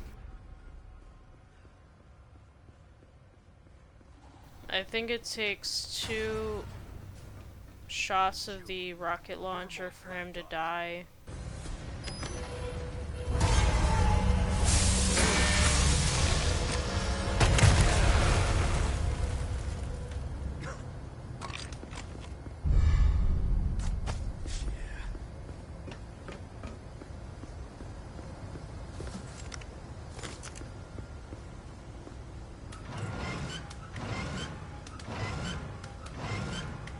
So the Verdugo's dead, now we can leave this area and head towards the mine area through the elevator. And then we'll be starting chapter 11. Well, technically there's 2 boss fights in chapter 11. There's Krauser and then there's the 2 big boys. So there's technically 2 bosses instead of 1 boss. I go in here real quick because there's a first aid spray in here. So I wanted to grab it because I need the first aid spray. So we only have about 4 more chapters to go before we're basically done with this video and this challenge run. I don't know how Leon read that note through the wall, but I guess our ostrich has other talents that we've never known before. Why help me though? So, What's in it for you? chapter 11 is a mixed bag for me. It was nice having Luis as a companion in this part, because they fleshed out his character more in this game than they did in the original, which was nice. Luis is probably one of the better things about this game that I genuinely liked, but I'm going to do the skip so I don't have to get the TNT, so I can save time. What are you after? So I just want to feel good about myself. I'm glad that they allowed this skip, because getting the TNT in this version kind of sucks, so being able to skip it was nice. You know yourself pretty well. Now we get to fight both Sure big you're just boys. a researcher? I'm just an average guy who happens to be quite the ladies' man. And it's much harder to drop them in the lava on higher difficulties, I believe, than lower difficulties, because they move away if you try to lower it while they're trying to stand near it. So, but it was easy to get rid of that one, but this one's a lot more difficult to get rid of because you have to wait until Luis gets the TNT. But I was trying to drop it in the vat, but it wouldn't cooperate with me, so I gave up after a while. So I was like, why am I going to keep doing that?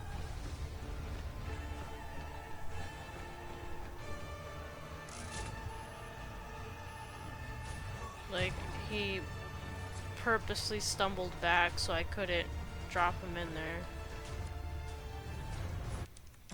Now I skipped the part with Luis, and now we're going to get rid of big boy number 2.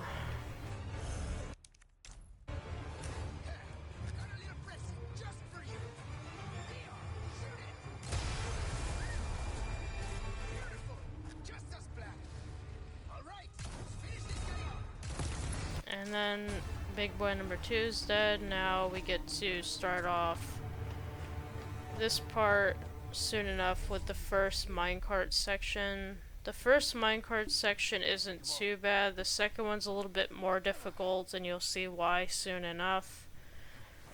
I do like the fact that they made the minecart section more streamlined, because in the original it's a one-shot deal. You get on the minecart, you go through a bunch of waves of enemies and hazards, and then you get to the end. But in this one they separated it into 2 parts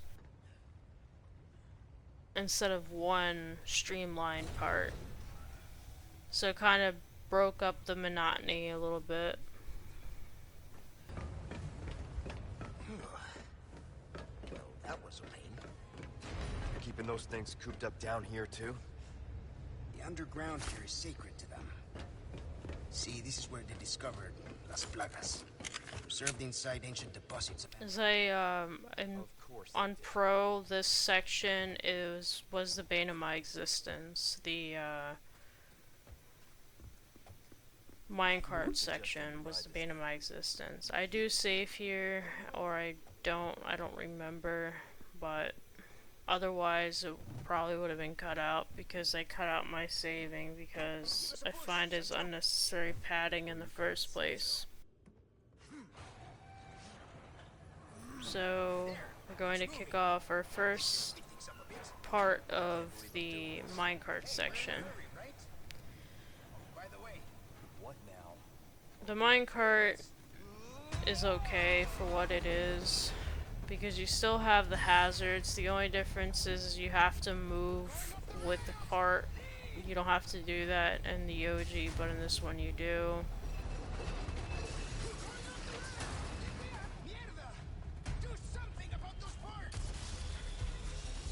The enemies are kind of a pain in this, because in the OG they were just on these like little elevated points, and they would jump on to the other carts. But in this game they have their separate carts, and you have to aim while the cart's moving, and it's kind of difficult to do both at the same time. But I've done it enough times somewhat to kinda be decent, but sometimes I do miss, because like I said, aiming and me are not friends. I kinda suck at aiming in these types of games, because before this game the only gun-like games I had played was like Metal Gear Solid, because these types of games I normally really don't play. I only got into the franchise because someone suggested it to me, and I decided to take the plunge and try, and then I fell in love with the series. So, but otherwise I would never have played the series without somebody's suggestions, because I normally stay in my lane and that's it. For many years, all I really played was platformers and RPGs. That was it until much later than I started broadening my horizons, per se. But we'll be almost done with the the first minecart section. And then once we're done with the first one, which we reach the end, the second one is a little bit longer and a little bit more challenging, but we get a little breather where Leon and Luis can stretch their little legs, and then we can move along, I guess. I just bypass the enemies because they're just there to slow you down. The only one I kill is the one blocking the stairs. But the one off in the building area, I don't even bother. The only thing that sucks is you have to wait for Luis to go into the minecart. And sometimes he takes his time and takes way too long to get into the cart. Let's go.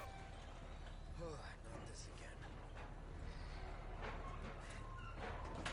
And the reason why this one's a lot harder is because they bring in Salvador. Salvador is in the original, but he was, I think, in the very mid-half of the original's minecart section and towards the very end of the section. And the reason why it's slightly difficult is because they'll throw these archer enemies at you while you are trying to deal with Salvador, because Salvador can insta-kill you. So you have to be very careful.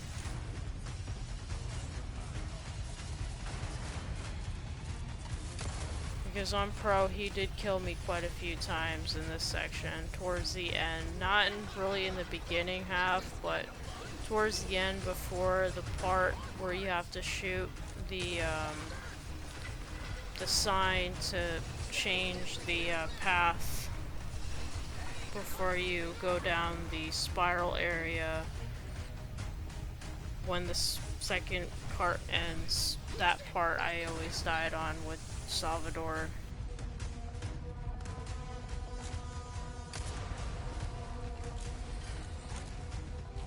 But we're about halfway through this section. And then we get to deal with the Novistadors again. We just love the Novistadors. The reason why the part with Salvador sucks is after this part, when the archers spawn in, he'll go from on the opposite side where they are, so when you turn back around, he's right there. But sometimes I don't realize he's there until it's too late, where he hits the cart with his chainsaw. And that does a significant amount of damage, when on higher difficulties it basically insta-kills you. So we're done with the minecart section. Now we get to deal with the Novistadors again. And what sucks about this part is with the Novistadors, they're not as bad as the ones in Chapter 10, but they're quite annoying when it comes to traversing through the mines. So we're about halfway done with Chapter 11. We just have to deal with this part, and then we are able to fight Krauser. I do save there, and we start making our way towards the elevator. Give me a break. We can make it if we circle around. Come on. Yes. But quite a few of the Novistadors do get annoying at some points. I think the ones towards the end, when you have to get to the elevator, are probably the worst. The ones before that aren't too bad, because they do like to spawn in from the nest, so I don't know why I ran back down that way. I think it was because I wanted to make sure there wasn't any following me, because they like doing that a lot. I don't know why, but they just do.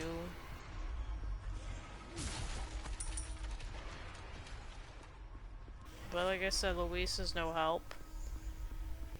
No help at all with this. I like him as a character, but I don't like him as a companion, because he really doesn't do anything.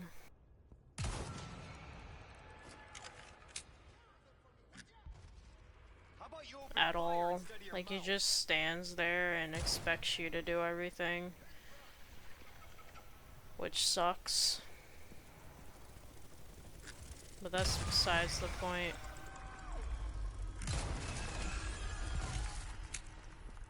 But I think they made Krauser a lot more difficult in the remake than the original. The original Krauser was a lot easier.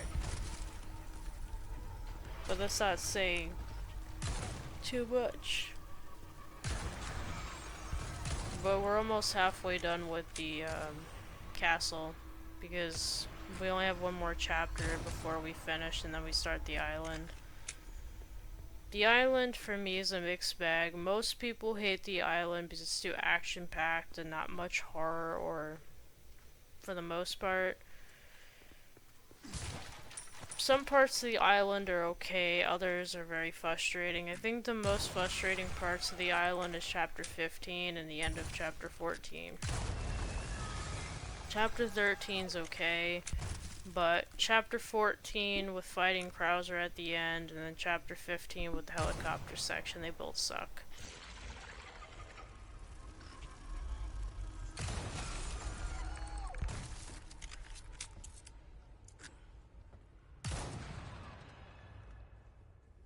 Now we get to deal with more of the buggies before we get to leave and fight Krauser.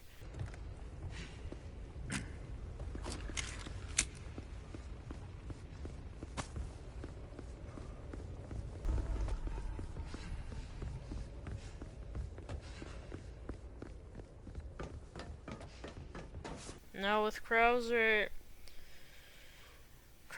fight in this is fun but challenging because Krauser is very ruthless when it comes to attacking you, so you have to like constantly keep parrying him. But it's oddly satisfying if you parry him enough, you're able to do that iconic kick from this fight.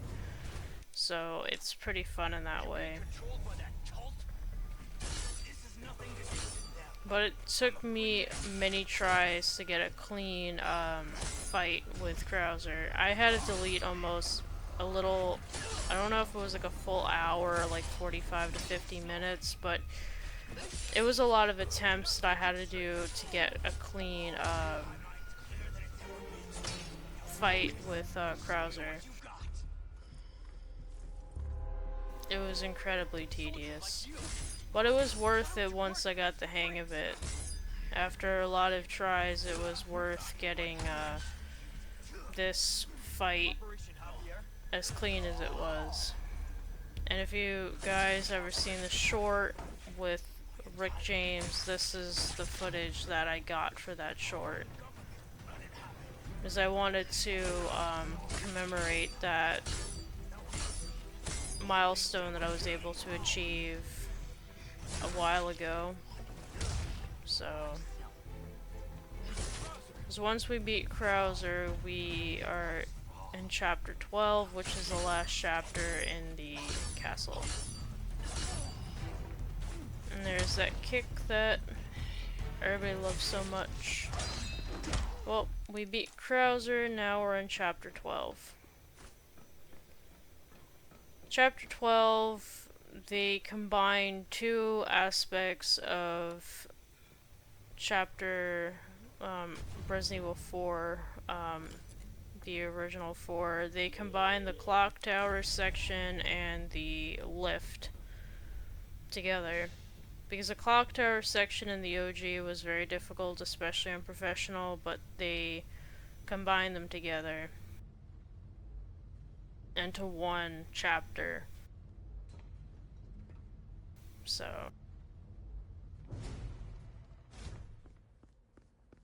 I do prefer them being combined together because it's easier. I did cut out interacting with the merchant, that's why there's a cut. And now we are going to do the tower next, and after that we have to fight Salazar.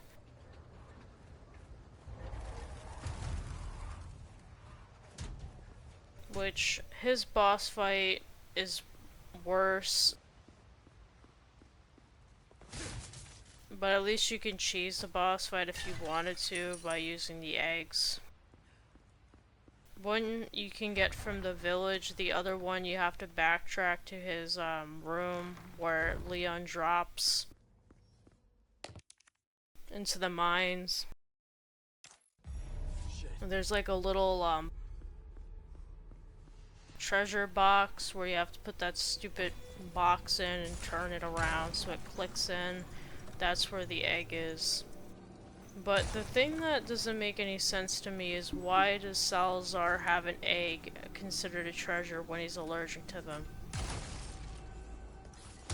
I guess because it's a golden egg, I guess. But like I said, if you're allergic to eggs and you can't touch them, why would you want to have an egg like that as a treasure, considering? But like I always tell people, video games don't have logic unless they want to have logic.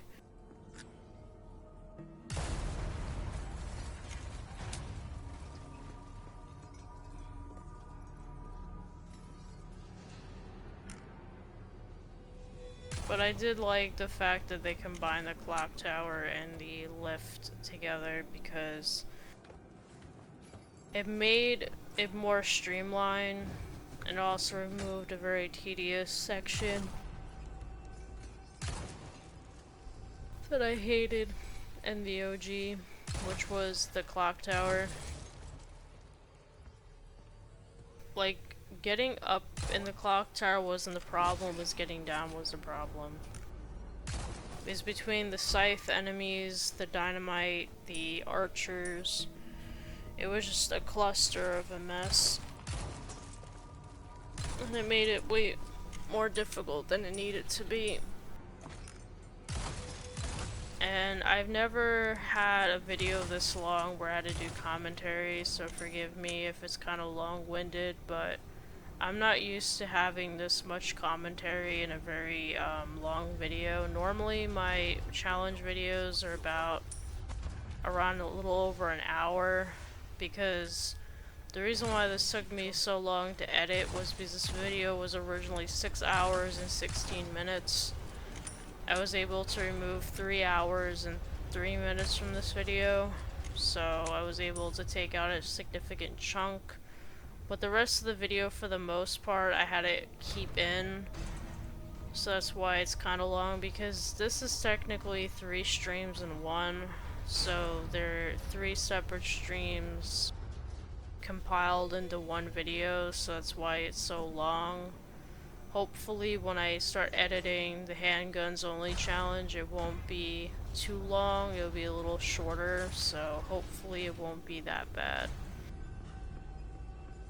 That one was fun too, the handguns only, having to use different handguns for different situations.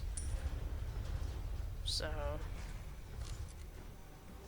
that one was pretty fun. Now back to this, the lift is basically the same. The only premise is that instead of having like a switch on the side of the lift to lift it, to have it start going up, it's just a lever now and not a switch to pull. And the enemies are more frequent trying to get onto the lift, because in the OG you only had like a few enemies like that were running, but most of them would just jump on the lift regardless. But in this game they changed it because there's an achievement where you have to make sure that no enemies get on the lift, so it's something that you're trying to inherently avoid. But luckily for me, after so many tries, I was able to get that stupid achievement, so I really don't care if they jump on the lift. So, but once the lift is over, we just have to fight Salazar, and then the castle's done. Then we will be heading to the island. And the island is one of the shortest sections, well, in the game. is only 3 chapters. Well, technically 2 because I don't count chapter 16 as anything more than a boss fight and a small section, and that's it. So, and I don't even know how I killed both enemies that like that. I guess the shot was delayed and it happened after I got hit. I don't know. This game can be buggy sometimes. Well, the lift is finished. And then we get to fight the old, crusty Renaissance man.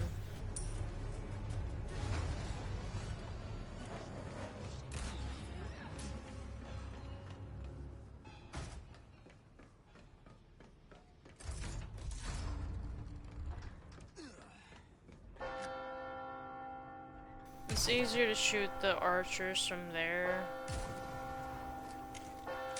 and then hop down because you have to walk really slowly on the scaffolding, because if you try to walk too fast you'll die because it's very fragile. Or as I like to call it, fragile. If you know where that phrase comes from, you got stuck watching a Christmas movie that most people get stuck watching every year. Is in my family, it's a tradition to watch that movie every year.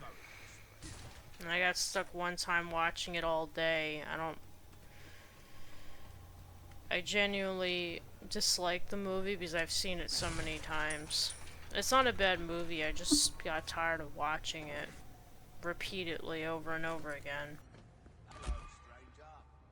Well, now it is time to fight Salazar. Like, Mr. Kennedy, why have you break my windows, Mr. Kennedy?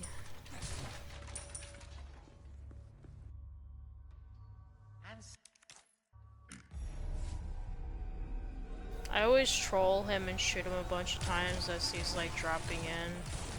Just to be a troll to Leon. I'm like, ah, Mr. Kennedy, you're going to die, Mr. Kennedy. Yeah, but like, sure, Jan.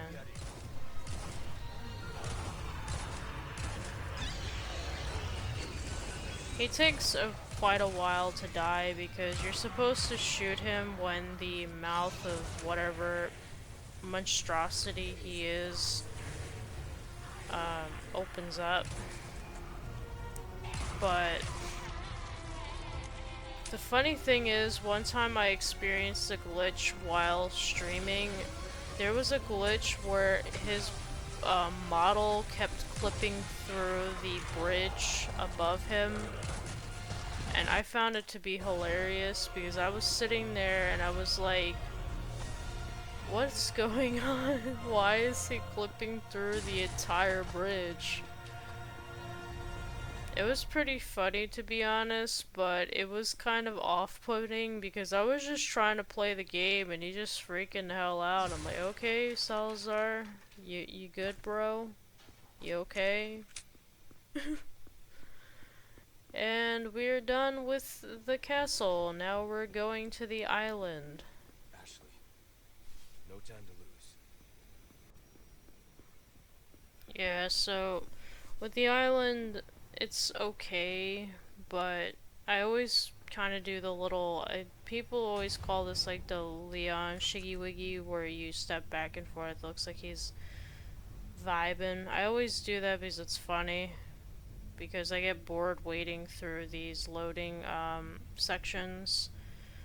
Because this is like kind of how some companies mask loading screens, is through these elevator sections, the obligatory long elevator sections or parts. And also, only in Hardcore and Pro, there's 2 knights in this area. On Assisted and Standard, they do not appear, but on Pro and Hardcore, they do. So just be careful because you will get bamboozled. Because one time I did. And I was like, oh, there's enemies down here. Well, it kind of makes sense because when you get to the part with the boat, there's a blue flame right before the staircase, so it kind of makes sense. I was wondering why it was there, now I know why. It's because of the knights.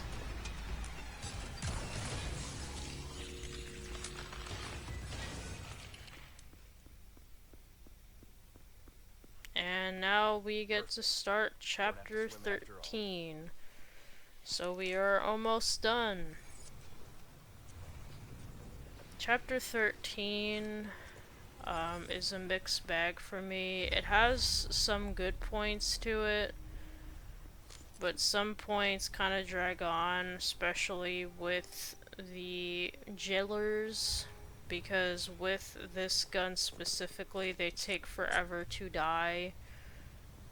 When I mean forever to die, I mean like literally forever. You'll be standing there for quite a few, wondering when the squishy would die. The jeller. I call them jellos in the OG, but jellers in the remake because they got that kind of squishy beer belly going on and the jiggle physics, so they kind of remind me of that. So I call them jellers. But you can sneak by this area, but I have the ability to sneak.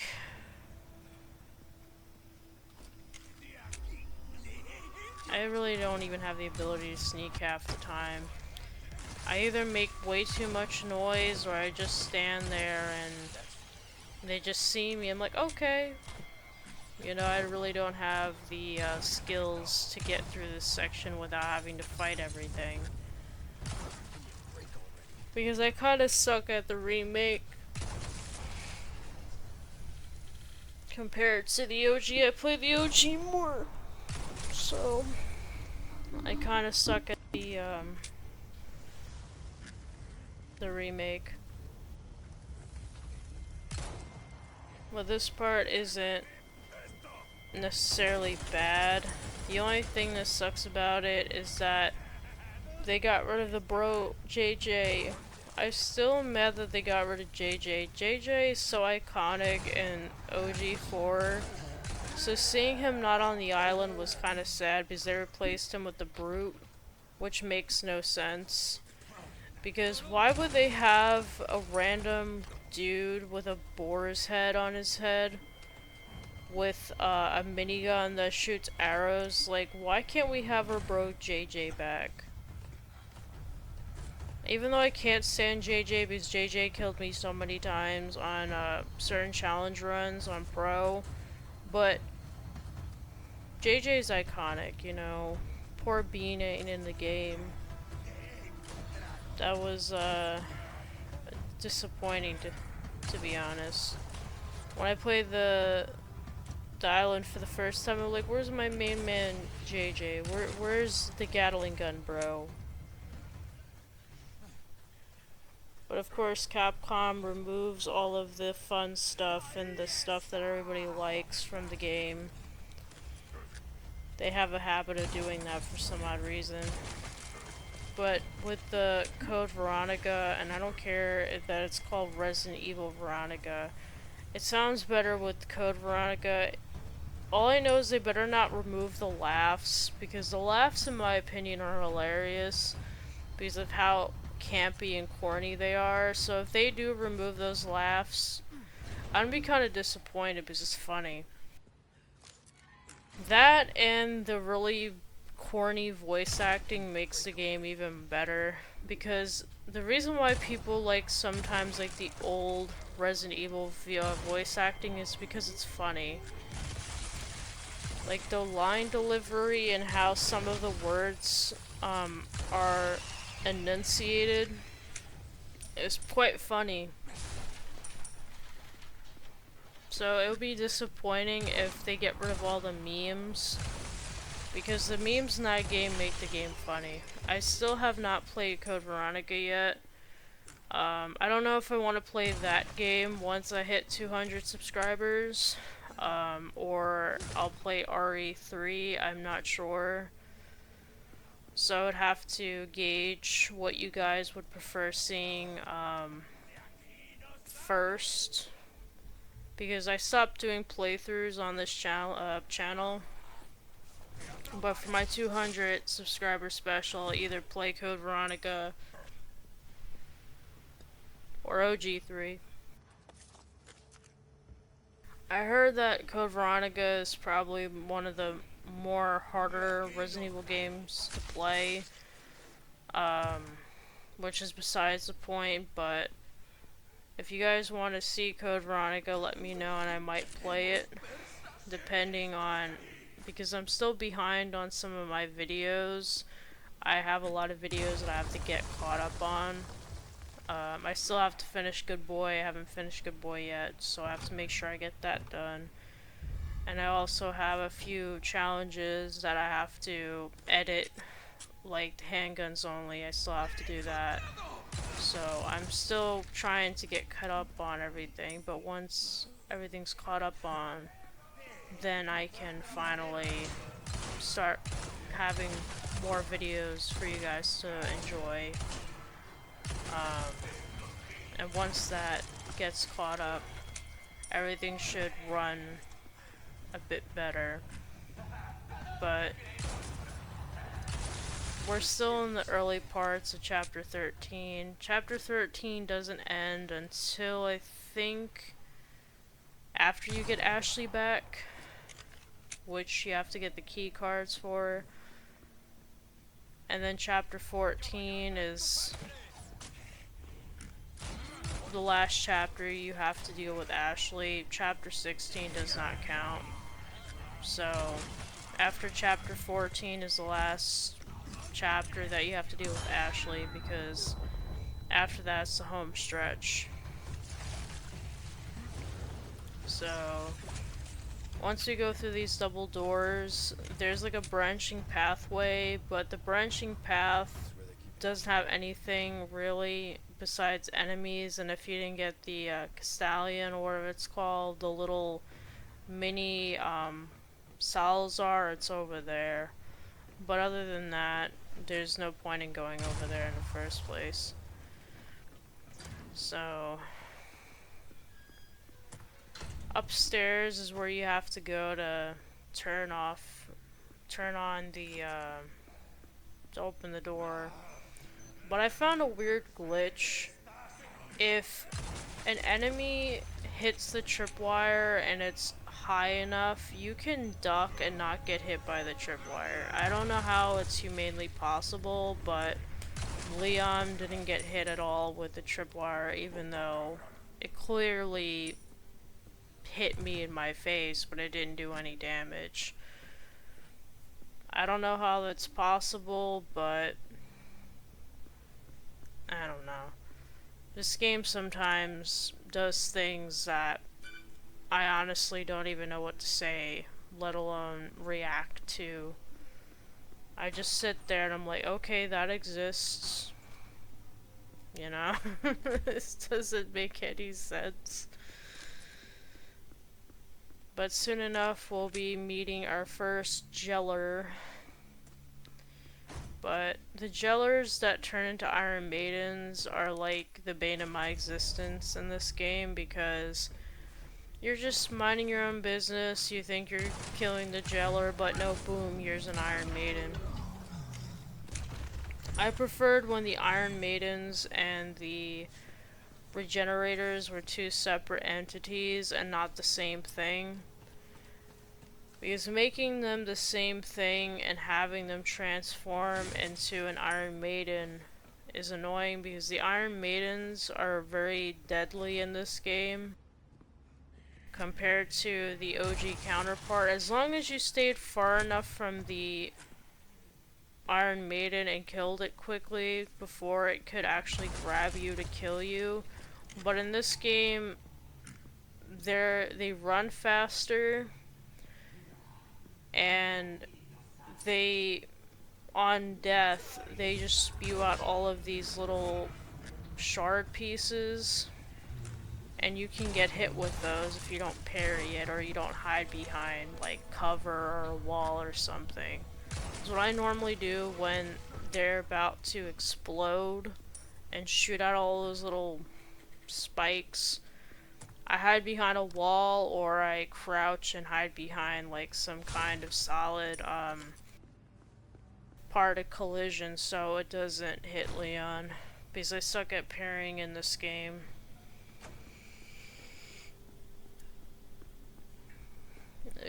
I'm not good at timing things like that. Like I said before, timing in me when it comes to button presses, when reactions, I'm not good at that. Come back anytime.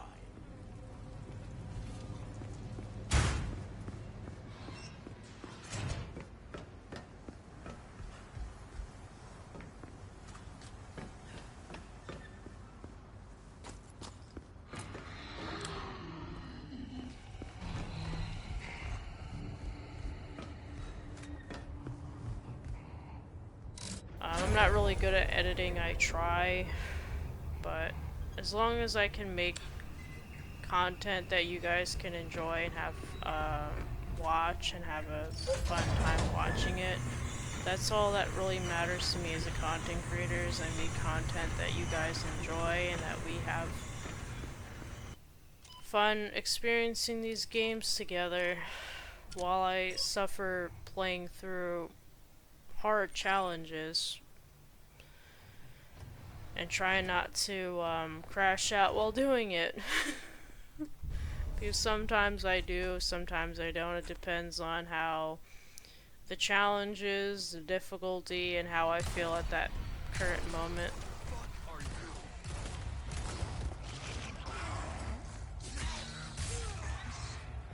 Yeah, but just be aware the Jellos take so long to die with the Killer 7. When I tell you, I will be sitting there popping maybe 10, 11 shots into these goobers and they don't die.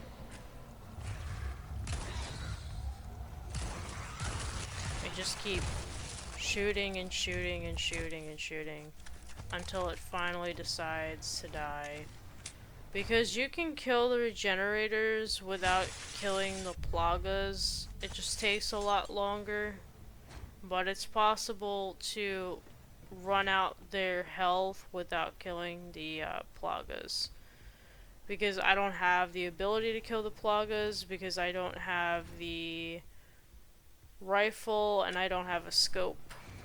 So people said that if you do enough damage to them, the plagas will appear, but that's besides the point because they're gonna regenerate anyway, so the plagas that are shown are gonna be hidden again anyway, so what's the point in doing that? So now we're going to get the one from the freezer. I had to cut away again because I died, I think, because I got stun locked by our wonderful Jeller. Decided to hit me multiple times to where I couldn't even get above the ground, because the Jellos can stun lock you just as much as the Gardeadors can in the castle. The only difference is that the regenerators can't insta-kill you like the Gardeadors can.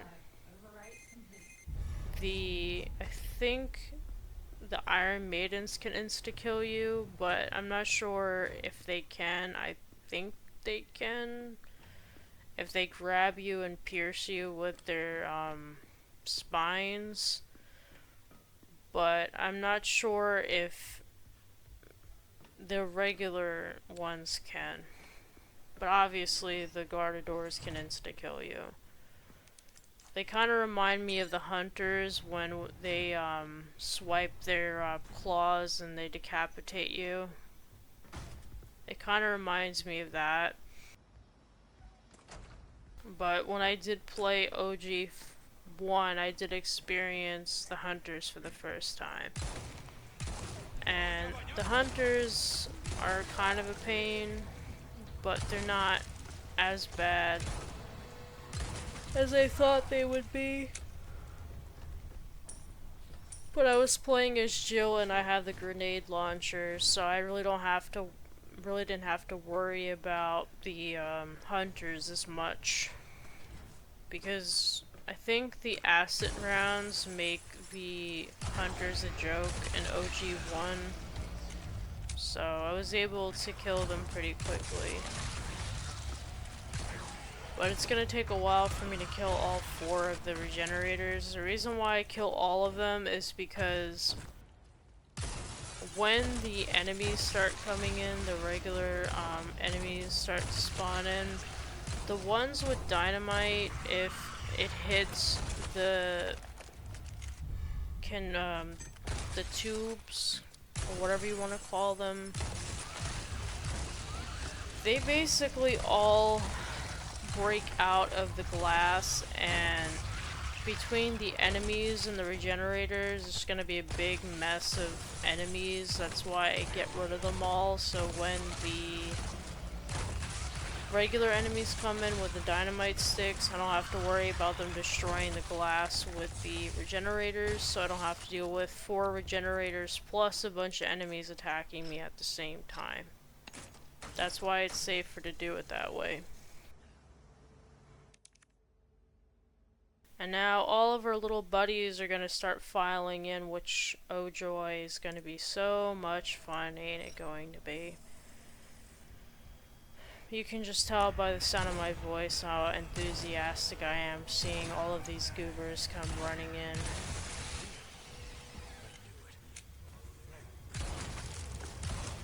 And yes, I call them goobers. Because that's what they are, they're goobers.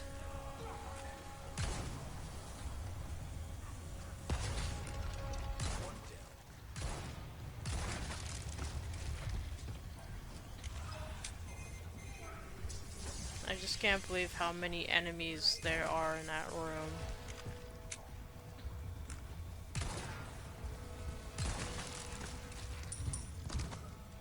But after they're all relatively dead, I do grab the key card and then we can go get Ashley and start chapter 14. 14, they combined the bulldozer section and the wrecking ball section in one section, which in my opinion was much better than the OG. The OG, when it came to the wrecking ball and the bulldozer section, it was very drawn out. And the wrecking ball section sucked because how it worked was that there was this big room with like a hole in the ground with lava, whatever, and there would be a wrecking ball right above it. And you would have to hit the switch like 3 times while a bunch of enemies would filter in. So you had all those enemies plus having to deal with Ashley. And then after that, the bulldozer section was quite long, similar to how long the part is with the minecart in the OG4. It was kind of like that with the length, but you had to also protect Ashley and deal with the enemies at the same time. So it was nice that they combined both sections together and got it more streamlined, because it was a lot easier to get through this part in the remake than in the original. The original, it was much harder. Especially the part towards the end where the enemies start jumping from high off sections down onto the bulldozer platform. That part sucked. So I was glad that they removed that part and just made it one section and called it a day. It was nice. But we're reaching towards the end of this challenge. For the most part, the challenge was relatively easy. The only difficult parts about this challenge was dealing with certain enemies, preferably the Novistadors and the Regenerators, and some enemies.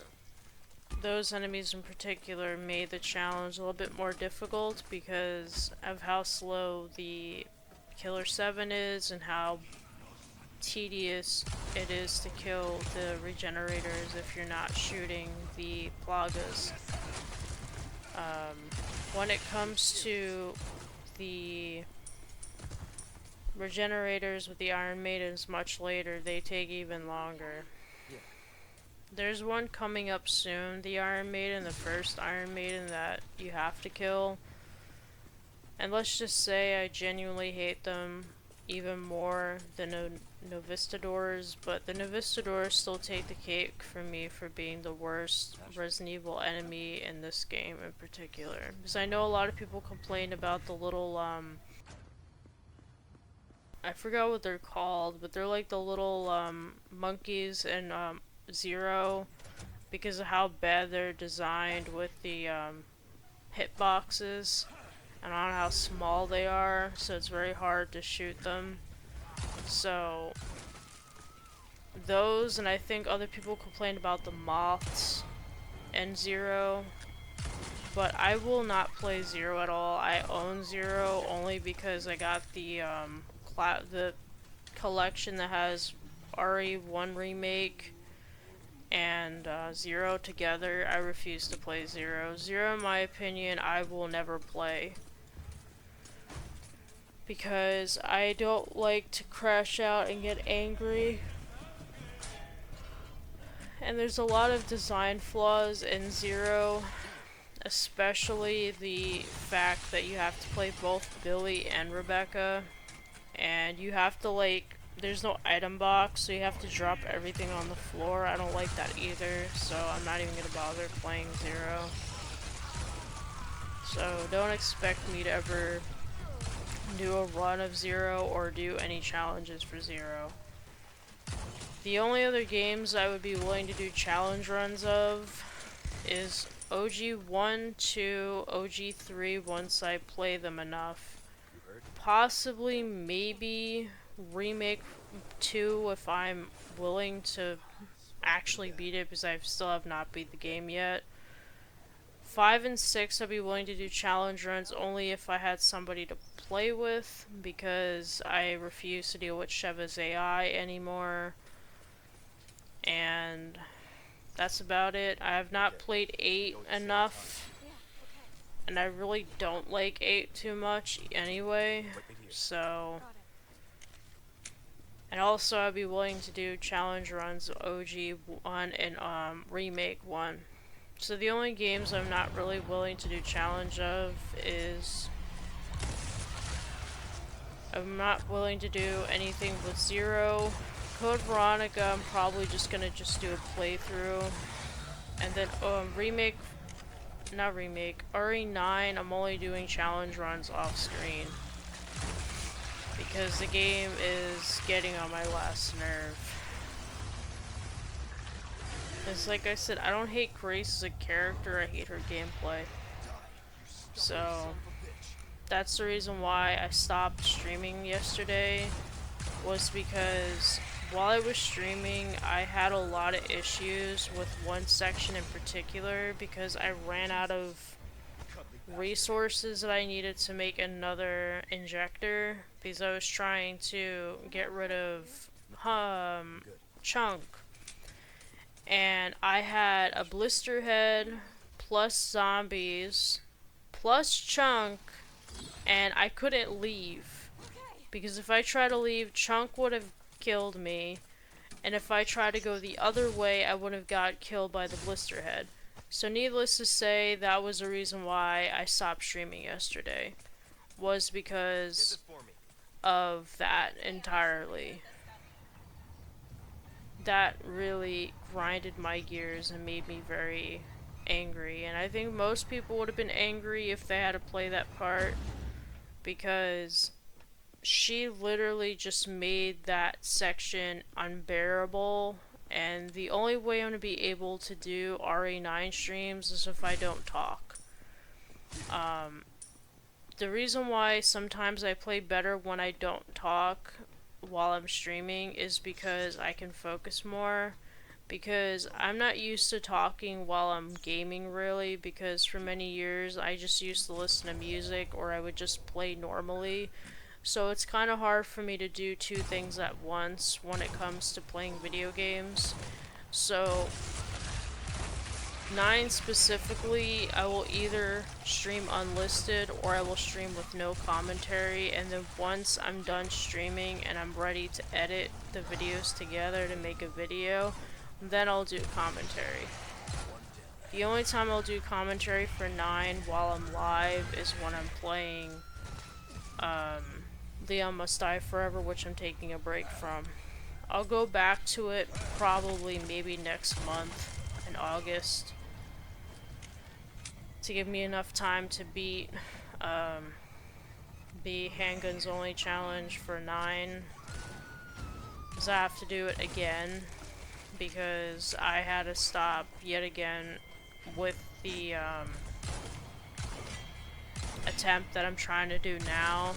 I had to redo it again, so this is probably like my 3rd or 4th attempt trying to do it, because gray sections keep pissing me off. I'm fine. Especially with the one part that I was trying to do with getting the second wristband. Because that's what I was trying to do, but between Arnold, Chunk, the Blisterhead, and a few other enemies just made the stream yesterday for me incredibly annoying. So that's why I just stopped. Well, back to RA4 Remake. We're about halfway done with Chapter 14. All that's left necessarily is the section with the Wrecking Ball. And then after that, we have to fight Krauser. Krauser's fight is slightly different than the OG Krauser's fight. How this fight works is, in the beginning of the fight and the original is the same. You have to run away from Krauser. The difference is they added a wheel that you have to turn to continue. In the original, that wasn't the case. You had to get the... There was a lever you had to pull. But I'm going to do the skip. Basically how the skip works is you weaken the wall with the infinite rocket launcher, but I forgot that you have to let her go inside the wrecking ball first for it to register that it's broken. So you pop one shot off at the wall, it will weaken it, so when she hits the wall for the first time, it will break instantly instead of it taking forever for it to break. So that's the skip for chapter 14.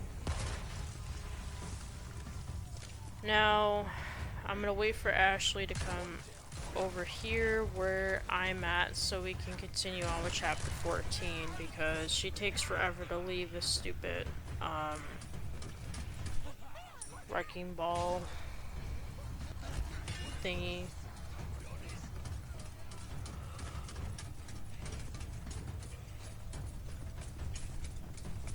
We're about halfway done with 14. Because once we go on this lift,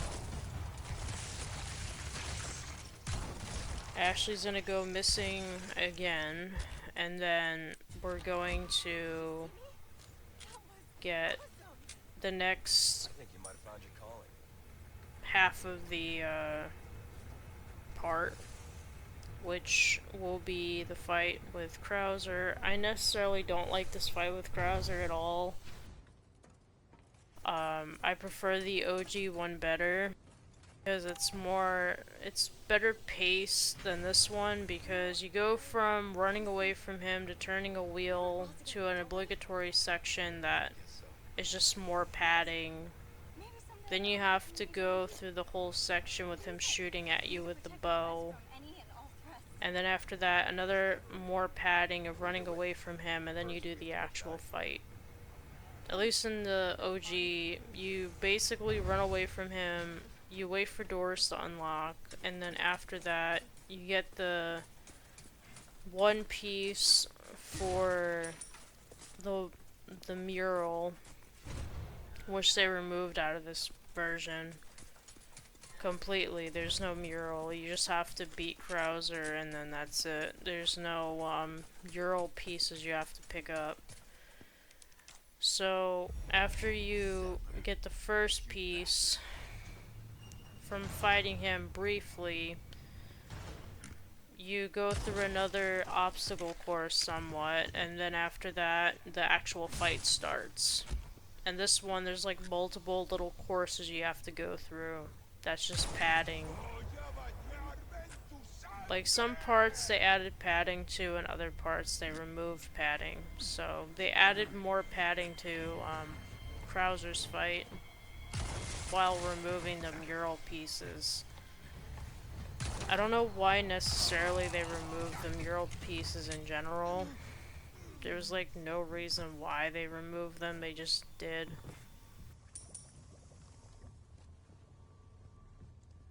But and also they remove the part where you go under ground and then go on the opposite side.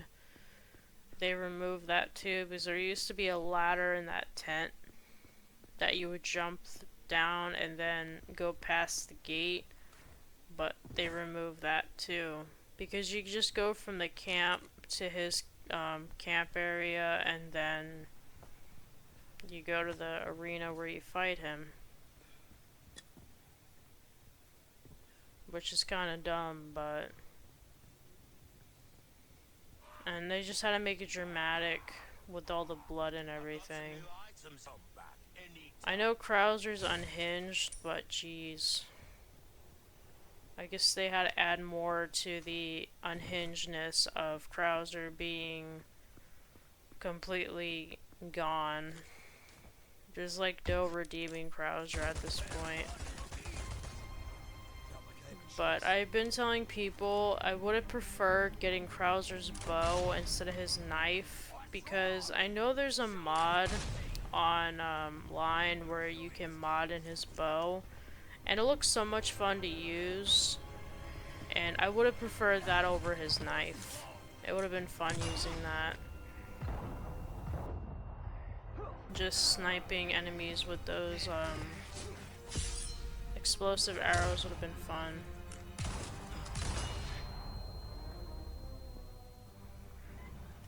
So we're able to get past the first obligatory section with Krauser. The next part is just a long little obstacle course you have to go through with the bear traps, with the turrets that he put up on the ceiling and stuff. You remember the fight in the jungle? We barely made it out alive. Go with your gut, don't think. That was the first thing you taught me. You can either shoot or just crouch underneath it, but I thought using the grenade would make him despawn, but one time it did work, but you have to angle the grenade a certain way to hit him. But of course you had to flashbang Leon, which poor Leon's eyes. You can only wear one accessory at a time, but if I could, I would give him the sunglasses and the cat ears. That would have been funny, but you can only use one accessory, so you can't stack them, which makes sense. Because if you could, people would just put the cat ears with the chicken hat, probably, and just have infinite ammo and have the ability to take less damage. It would basically break the game. And of course, I got Leon's little ankle stuck in the bear trap. As the bear traps are kind of hard to see with the lighting, so I always have a hard time seeing them because they kind of blend into the floor. So I'm no stranger to covert tactics, remember? How can I forget? Shit. Leon's little grumpy little self. He a little angsty ostrich. Yes, he is. But we're about halfway done with chapter 14. We only have a very little amount of Krauser's fight left, and then we're done. Krauser's fight, when it comes to the actual boss fight, is kind of a pain because in the OG he only had one mutated arm. In this game he has both. So it's kind of hard to use the knife cheese because you can't cheese him with the knife anymore. Because that's how I used to beat Krauser. I used to just stun him and then just go to town using the knife, but you can't do that anymore. You can't do that anymore. And also you can't do quite a few other things in this fight anymore.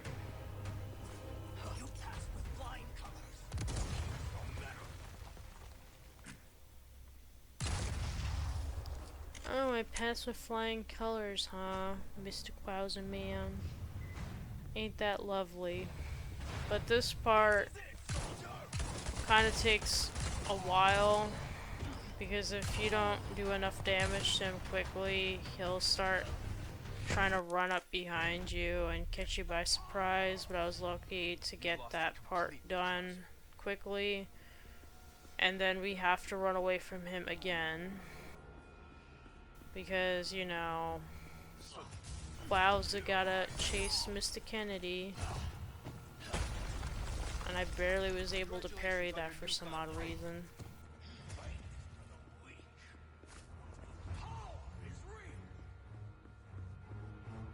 And then also, once you fight Krauser, you have to do the helicopter section. The helicopter section is slightly easier by a smidge compared to the remake. Not the remake, the original. Because the original, if you're playing on a higher difficulty, Mike really doesn't do much to help you. But in the remake, some parts are scripted regardless of what he has to do. So either way, he will do it. Because in the OG, there's a bunch of Gatling guns. There's a few in the remake, but they're not as bad as the original's Gatling guns. And, well, turrets, or whatever you want to call it. Mike still destroys 2 of them for you, but in the original, you don't have a guarantee that he'll break them for you. So you'll probably most likely have to barely get by in the OG. That's why I really don't like doing the chapter 15 with that. But we're beat Krauser. I don't know how that ladder section happened, because I was climbing the ladder and I got hit, and then I tried climbing it again and then I got hit again. So I don't know if that was another bug. I have no idea, but we're at the very end. Chapter 15 is okay. I was trying to do that little cheese where people would shoot across and it would hit the enemies towards the end of this chapter, but I wasn't able to do it. That's why I have the rocket launcher out.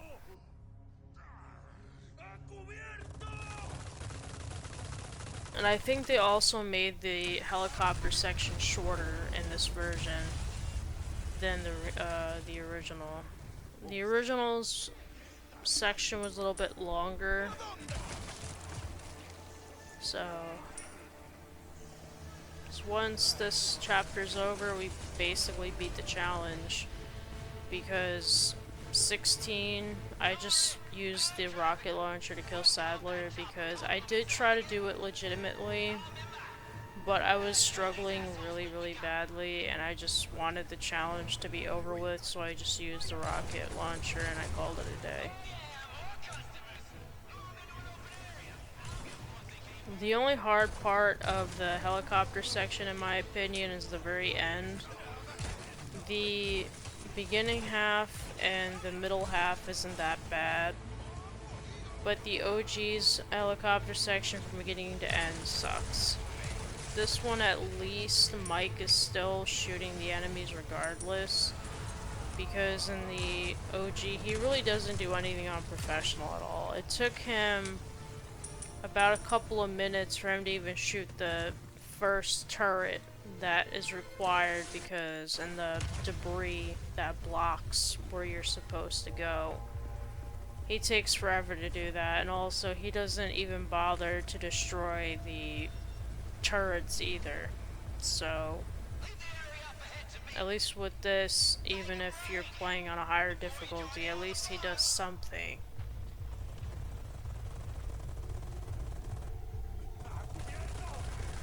At least he actually decides to do that, because trying to get through this section without him actually doing anything would basically be impossible.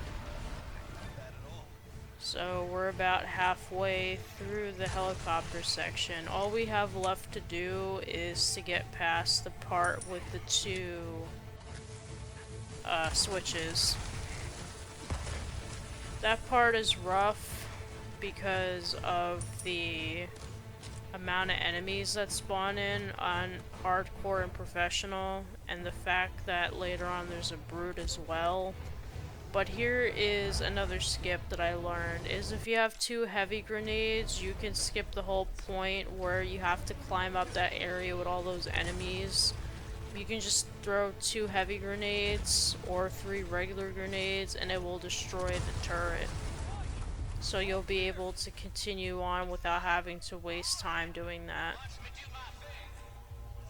I had to cut here again because I died off screen. Because I got cornered and got so many enemies attacking me at once, I just died, so I had to cut. I didn't want to like repeat the same part again, so that's why there's a jump cut. So I had to do that. And then I had to head down this way instead, because when I tried going the other way and dropping down, all the enemies would just pop up behind me and just start attacking me to the point where I couldn't do anything.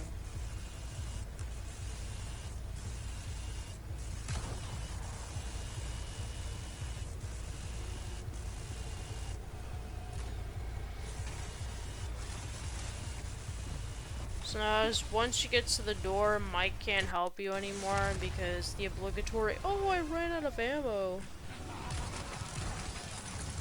So you would have to basically do this whole section without any help. What I normally do is I go for this one first, because this one's a little bit easier to get the switch, and then I go on the opposite side.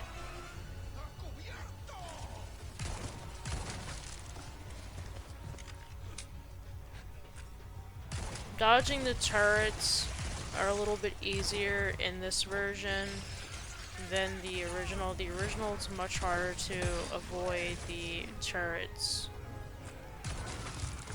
because I think they got rid of the ones on the bottom, because originally there was ones on the bottom too. So there was 2 on the top and 2 on the bottom, but they got rid of the bottom ones, which made this section slightly easier. Because trying to deal with the two on the top and the two on the bottom were a pain.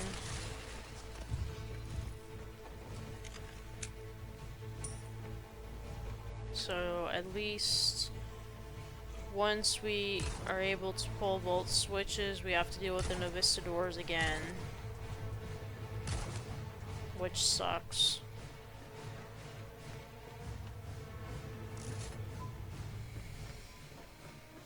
Because the Novistadors be mean. Very mean and very difficult to deal with, as always.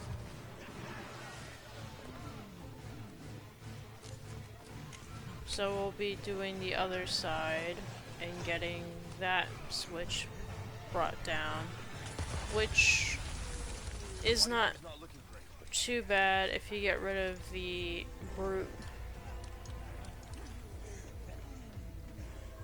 Because in the original, I don't know if I remember correctly if there's JJ. No, JJ is before the door that we just went through that Mike destroyed. There was a JJ around that area, but they got rid of him, of course, so he's not there. But like I said, I still miss JJ, even though JJ is annoying. The bird is kinda meh. They just basically repurposed the brute from the village and just changed the fact, instead of giving him a giant hammer, they gave him a little Gatling crossbow looking thing. I don't really know what to call it, but that part is done. So now we get to deal with the Novistadors and Mike being attacked by them. Instead of getting destroyed with a rocket launcher, he gets attacked by Novistadors, and that's it. Also, if you guys struggle with this part, make sure you have at least one flashbang, and after this cutscene, you can actually throw the flashbang down and then just make a break for it for the door. It'll save you a lot of time, because at least the Novistadors will be stunned, so you don't have to worry about them stun locking you as you're trying to get to the door. Because that's how I normally deal with that section, because the Novistadors are a pain, so you're just better off using a flashbang and just running away from them. Now here's the part that is the last hurrah of the Jellers. There's 3 of them. There's the one that we just passed, and then there's 2 in the next room. All the rest of the bags don't have jellos, so you don't have to worry about that.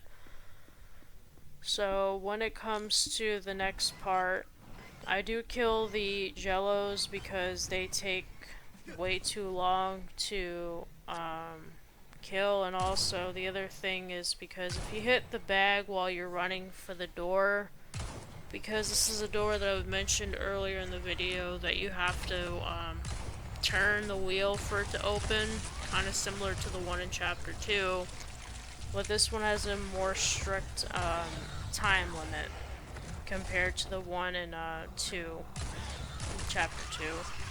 So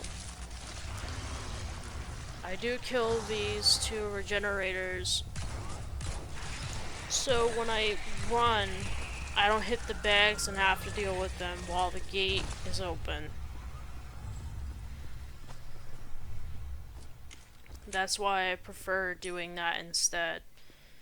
And then the other one is further towards, I believe, the wheel. It's right around where the wheel is. So after I'm able to kill both of the jellos, then we have the last final stretch, and then we beat the challenge, which is good. Because most of the challenges I attempted on this channel, I did finish. I only failed one so far. But if you guys ever have any suggestions of challenges you want me to attempt, you're welcome to give any suggestions. I'm always willing to take any. As long as they're within reason. Like, I don't have the ability to modify or do anything like that. I don't have mods. I play on consoles, so I can't do anything that has anything modded. I can't do, like, some people do randomizers. I can't do that either. So I can't do any of those, but if you guys have any challenge recommendations that you want me to attempt, I'll be willing to try them. Because sometimes I do get, like,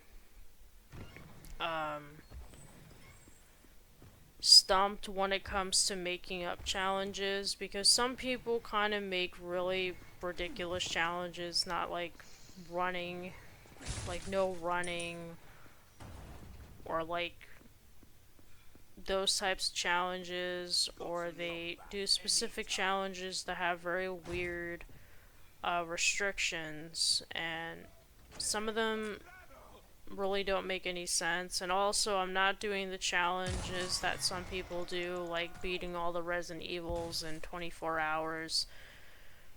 I'm not going to do those types of challenges because, in my opinion, they're not really challenges, they're more endurance tests. And besides, why are you going to sacrifice 24 hours of your life beating Resident Evil games?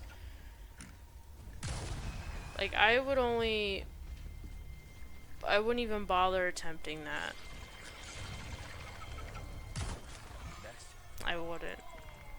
Because why would I want to give up that much time to that? But another challenge I'm willing to do is probably maybe do a slightly harder challenge, kind of similar to suffrage, but different. I would have to like figure out some rules that I can kind of tweak. But we'll see when we get there. But once this part is over, we're basically done. Because I did cut out the jet ski part because there's no reason to keep it. Because like I said, it's kind of like Ashley's section in chapter 9. It has nothing to do with the challenge. And you guys seen Ashley's section so many times. And you've seen the jet ski so many times. So there's no reason to keep it. No reason whatsoever. So that's why I omitted it. And now we are going to the part where there's the turret with the laser. You have to press the button on the opposite side to have it turn away so you can actually leave this area. But we have a combination of regular enemies and Ovistadors, so it's kind of a cluster of a mess of enemies. But like I said, this is the last hurrah before it's over. I think this section replaced the keycard section in the original, because after you beat Krauser and the helicopter section, there's a section where you have to get a keycard and press 2 buttons to open a door to leave, and then you get Ashley. So I guess they removed the keycard section and just made this section easier, because in the original the keycard section is quite difficult. Because you have like a bunch of enemies, and then you have a JJ, and then you have more enemies, so there's just more stuff you have to deal with versus this, which is a little bit easier. And since I pressed the button, now I just have to leave this room, barely, because all the enemies decided to attack Leon. Of course they do. But once I'm able to leave this area, we pretty much are done. I hope you guys enjoy this challenge, because this challenge was pretty fun. It wasn't really that hard. It was pretty easy. Like I said, people would say that the cat ears made it easy. It kinda did, but all it's giving me is infinite ammo. It's not changing the fact that the Killer 7's broken. Minus the flaws it has. Because people would probably say the Broken Butterfly is better. I like both. They both have their pros and cons. They're both decent guns, and they both serve their purpose for being magnums. But all we have to really do now is just beat Sadler. Sorry. Sadler, Like I said, we're a team. I just used the rocket launcher twice, and then that's it, and then we done. You're getting good at that. Right? But I do find that this version of Sadler's fight is much harder than the originals. The original, he's difficult, but you can use that, what is it, the bars to hit him, to knock him over.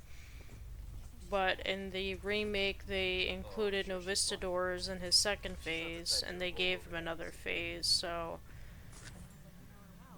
it's slightly difficult.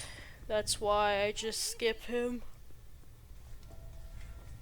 He's basically the final boss, so why am I gonna continue doing my restrictions when he's pretty much dead? The challenge is over, so it's like, okay.